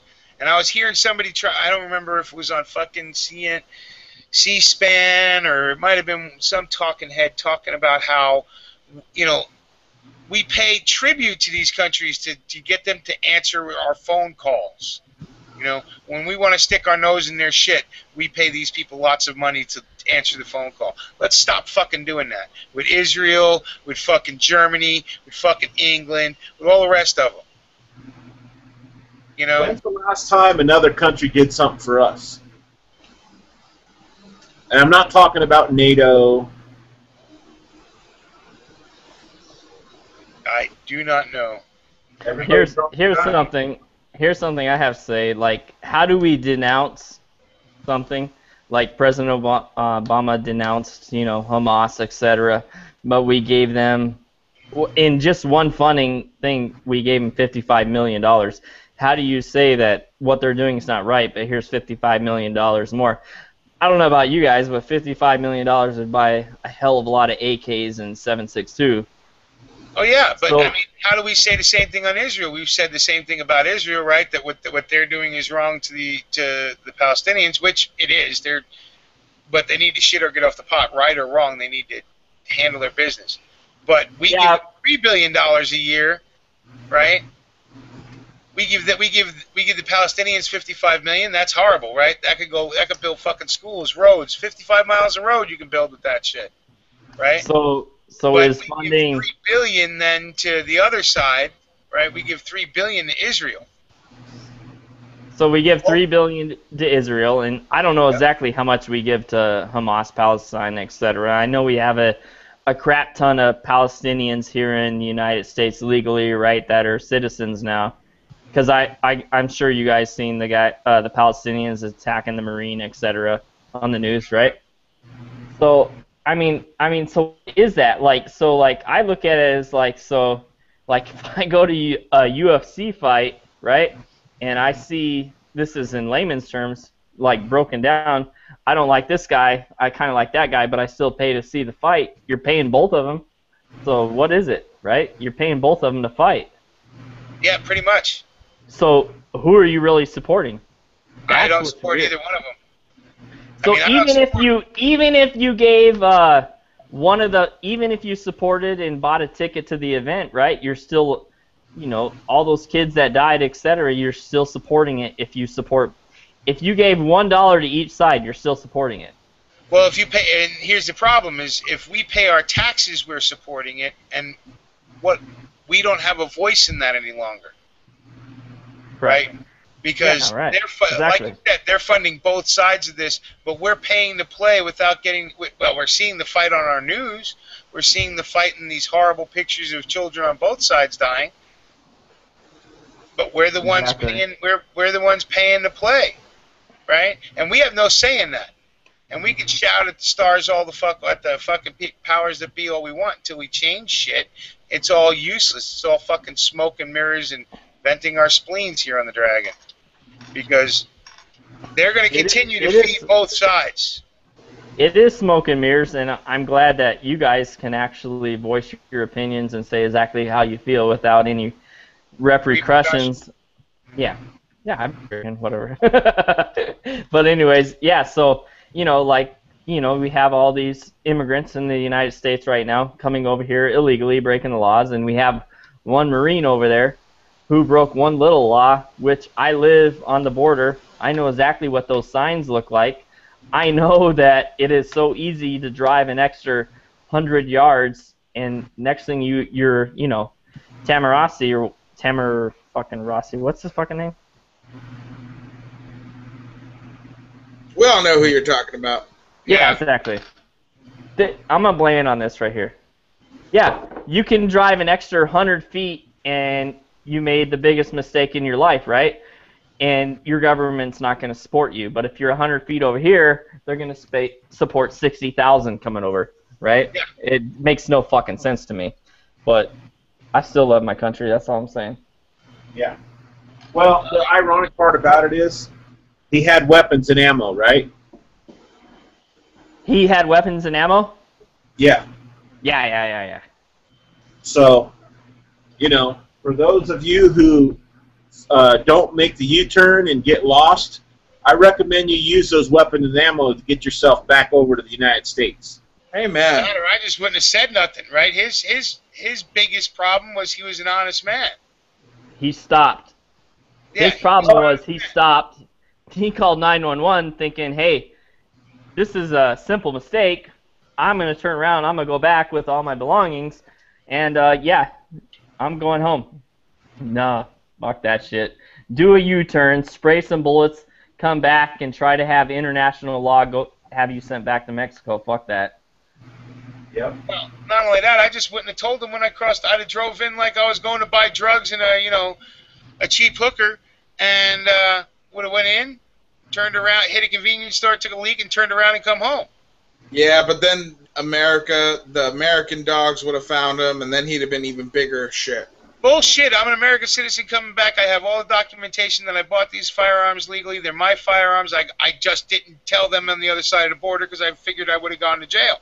So I scooted my ass back home. And one of the biggest unknown things, or it's not prevalent in the press or whatever, one of the biggest things is Mexico is known for, one of their biggest tourism attraction is hunting. They have some of the biggest sheep, some of the biggest deer, they got Coues deer, they got freaking all kinds, mule deer, they got sheep. If you guys look up right now, a sheep hunt in Mexico, you're looking at $150,000. And you have to take a rifle over there. Yeah, just look it up. It's 100 to 150 grand, depending on how many inches on the horns or whatever you want, So it's simple. It's like, if you're in and you tell the hunters, hey, I'm coming through, the hunters, the groups, you're covered. They're like, here's 150 grand. They give the guys at the border 5 grand. Leave this fucking guy alone. He's coming down here to hunt, right? Right. But if you're not padding everybody's pocket, it's scary. Like the one Marine, he was in the RV or whatever, and he had his grandpa's shot-off shotgun. Couldn't hurt a fucking soul. Probably couldn't kill nobody because of what I think it was, like 8 inches long or whatever it was. And he came across. He said, "This is my shotgun. I'm doing everything legally," and they still held him until they let him go. I don't know, was it 6 months? I don't know exactly, but it was like 6 months before they let him go, that Marine a year ago. Yeah. And he did everything legally. So that just shows you. And I'll tell you what, like I don't know if you guys know, I like hunting and killing animals because I could give a shit. But non-animals. They taste so good. Oh, they do. But Mexico is one of the biggest hunting opportunities for buffalo. Like here in America, you spend a ton of money killing a buffalo right now. You go to Mexico, you can kill buffalo for $500, $600. So it's all about the money and who, huh? I want some of that jerky. Oh yeah, me too. I'm putting my name in on that, but I'm gonna run up with a knife or something because I'm not gonna risk my life going to frickin' Mexico for that. Right. But that's what you're saying is, and that's the truth. If you're willing to feed into the corruption all the way along the way, it's smooth sailing, right? It may be $500 to kill the buffalo, but it's going to cost you $5 grand to get to kill the buffalo. Exactly. It may be $500, but you're gonna spend 20, 30 grand. Yeah, greasing the palms all the way down. Yeah, that's such a horrible story, and it goes on the backs of finding out of all the veterans who have died waiting for treatment, but yet it's a free ride for anybody coming from, South America or anywhere else for that matter. Exactly. Give us your sick, weak.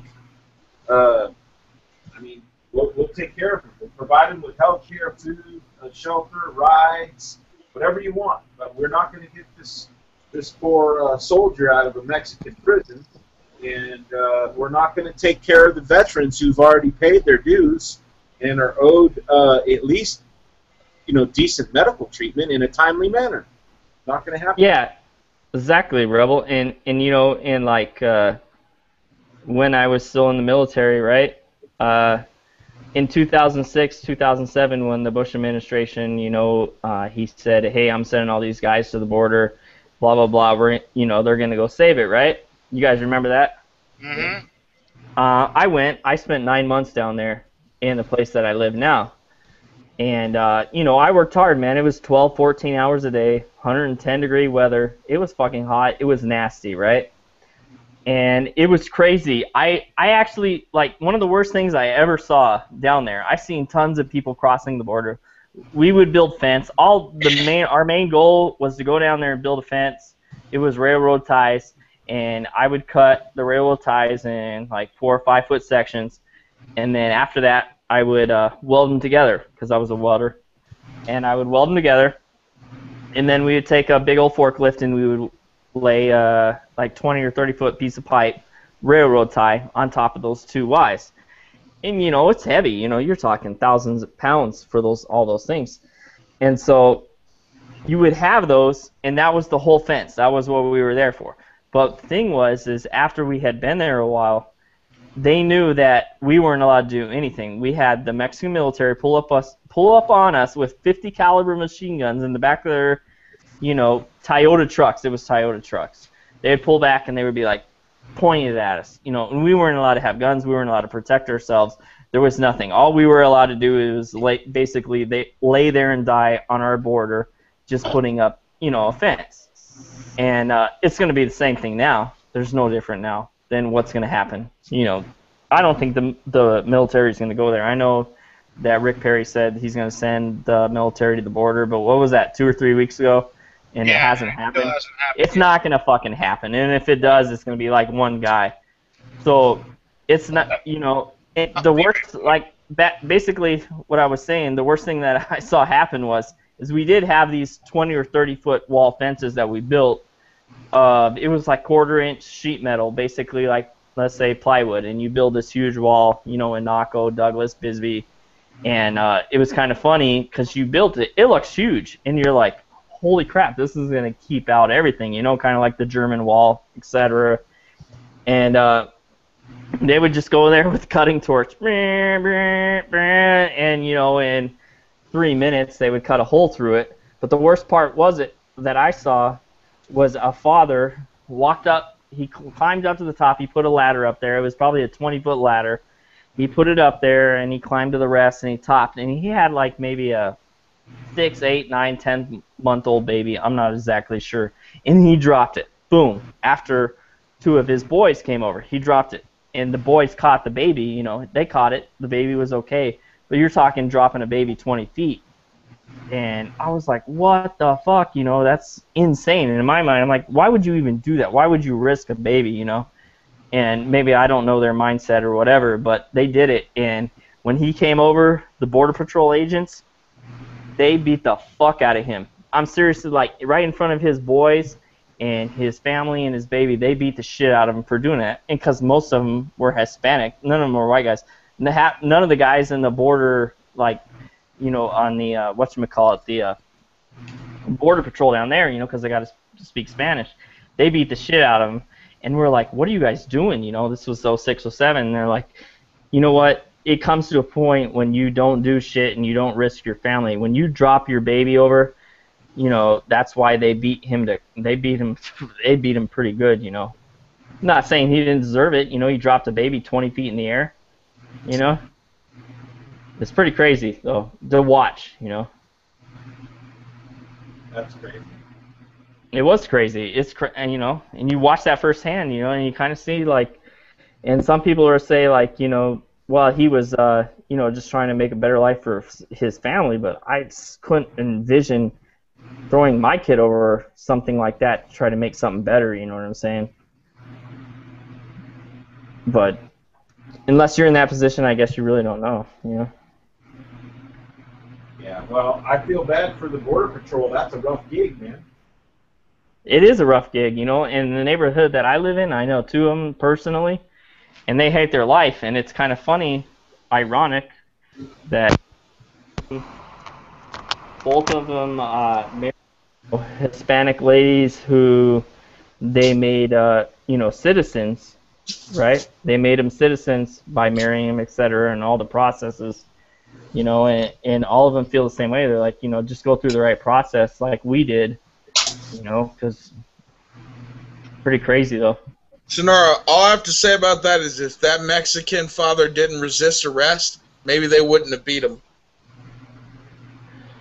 Yeah, I don't know if, so he came over, right? He jumped over, and I don't know if he really resisted arrest or what happened.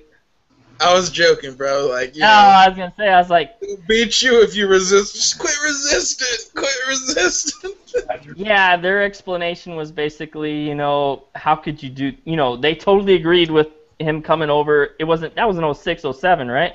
And they're like, how the fuck could you do that to your kid? And they're like, bam, bam, bam. And it's like, obviously everybody knew each other, But yeah, I mean, you drop your kid 20 feet, a beatdown is the least thing that you should be worried about. Yeah, even though it didn't look so bad, exactly what you're saying. If he, oh shit, can't find the hole. It's been a while. So even if, yeah, exactly. Throw some air on it, you'd find it easier, huh? Maybe. Yeah, man. I mean, I don't have no kids, so I don't know what that's like. Yeah, and another thing is I'm at a military base, right? When I'm in the Guard, and I'm in Tucson, so a lot of the demographics of my military base are Hispanic, right? So I know 7 people particularly, right, who came here and did everything right, etc., became military members, became citizens, and it's just crazy. It's crazy to hear their fight, like all the work that they had to fucking do, because like one of them was electrical engineer, right? The guy that was in my last shop, he was electrical engineer. He came here, went to all the schools in Mexico, smart fucking guy, cool as hell, but nothing was honored here in the States, right?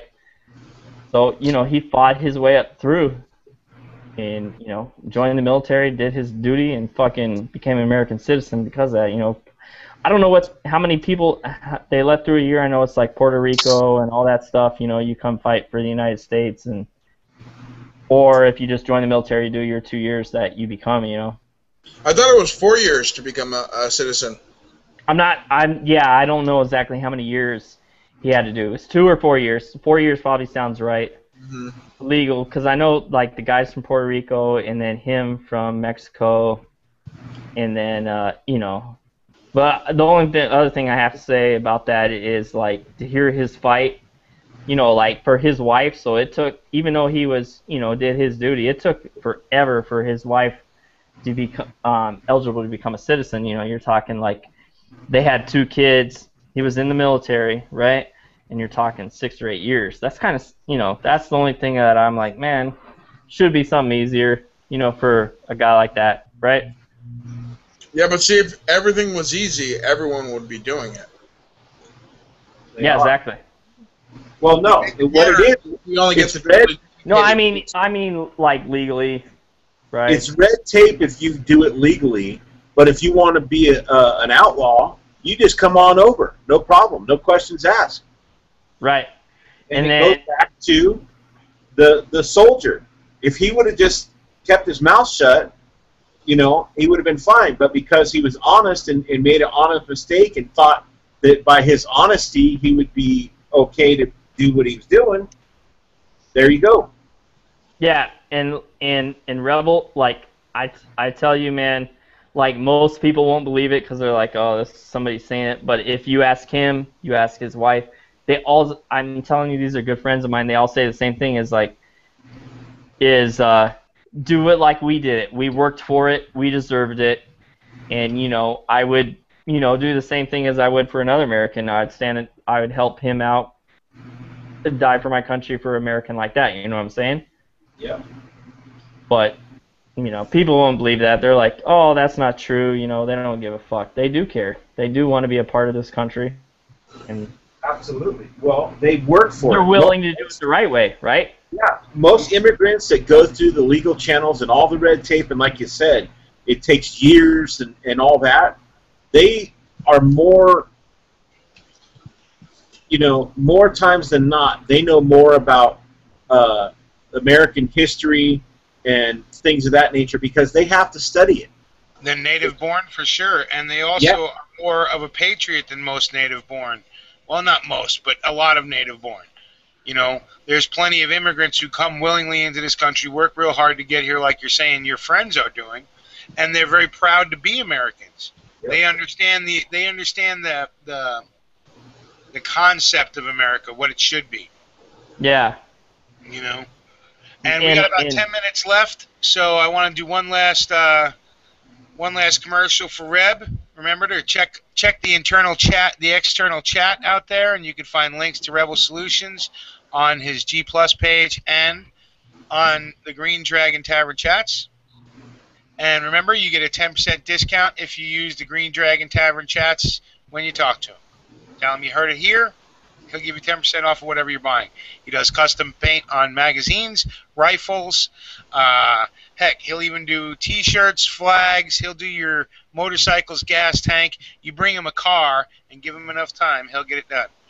Well, and if you're in the northern Nevada area and you want one of the females in your family body painted, I can do that too. Yep.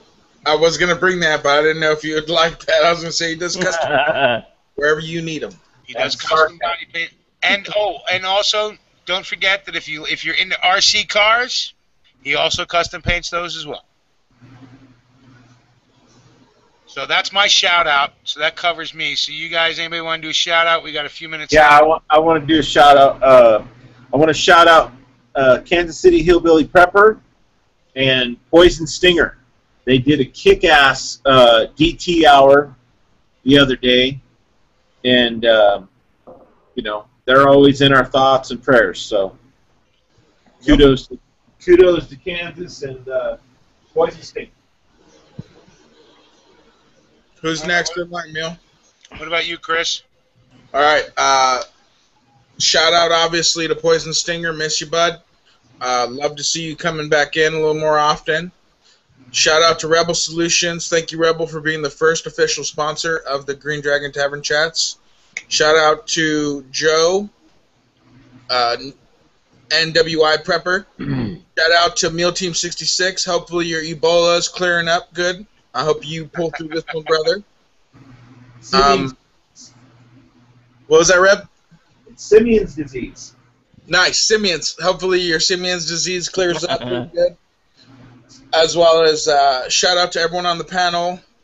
And who else? I had one more person that I usually shout out that I forgot. High Desert Pioneer. Thank you, good sir, for coming in. And come enjoy us on Sunday. I'll be back as normal. I was sick last weekend, so I will be here. Hungover. No, not at all. I got like a day flu or something. Yeah, it's called hungover. No. Yeah, it's called hungover, young. You know what the best cure for being hungover is? Having another. Right? And I would have had another. I wasn't hungover. I had like a day flu or something. Ambush. Please. And on that note, G, well you as- shout out somebody out? Shout out to Absolutely. G as well. Shout outs to the 10-round Patriot, the whole panel, Green Dragon, Tactical Tony. We miss you, buddy. Stinger, Kansas, get well, buddy. And, you know, the normal crew. They know who they are. Peace. Thanks for watching, everybody. Sonora, you want to shout anybody out? You know what? I haven't been here forever, so I don't have a shout out. But if anybody likes zombies like I do, I have to tell you, Rebel's got some. The magazine he sent me was sick, man. The custom zombie magazine for the AK, right? It was just sick. I wish you guys could see it. I got it, and then right after that, I left here. You know, no excuses. Should be out there to see what kind of art he does. And then you guys talk about Poison Stinger a lot, right? Look at that. Exactly. Poison Stinger, you're like an hour from my house, so when I get back, man, you say you're a good shooter, let's go shooting. That's all I got. Cool. All right. I'm going to put an open link in for people who want to come out in the after chat.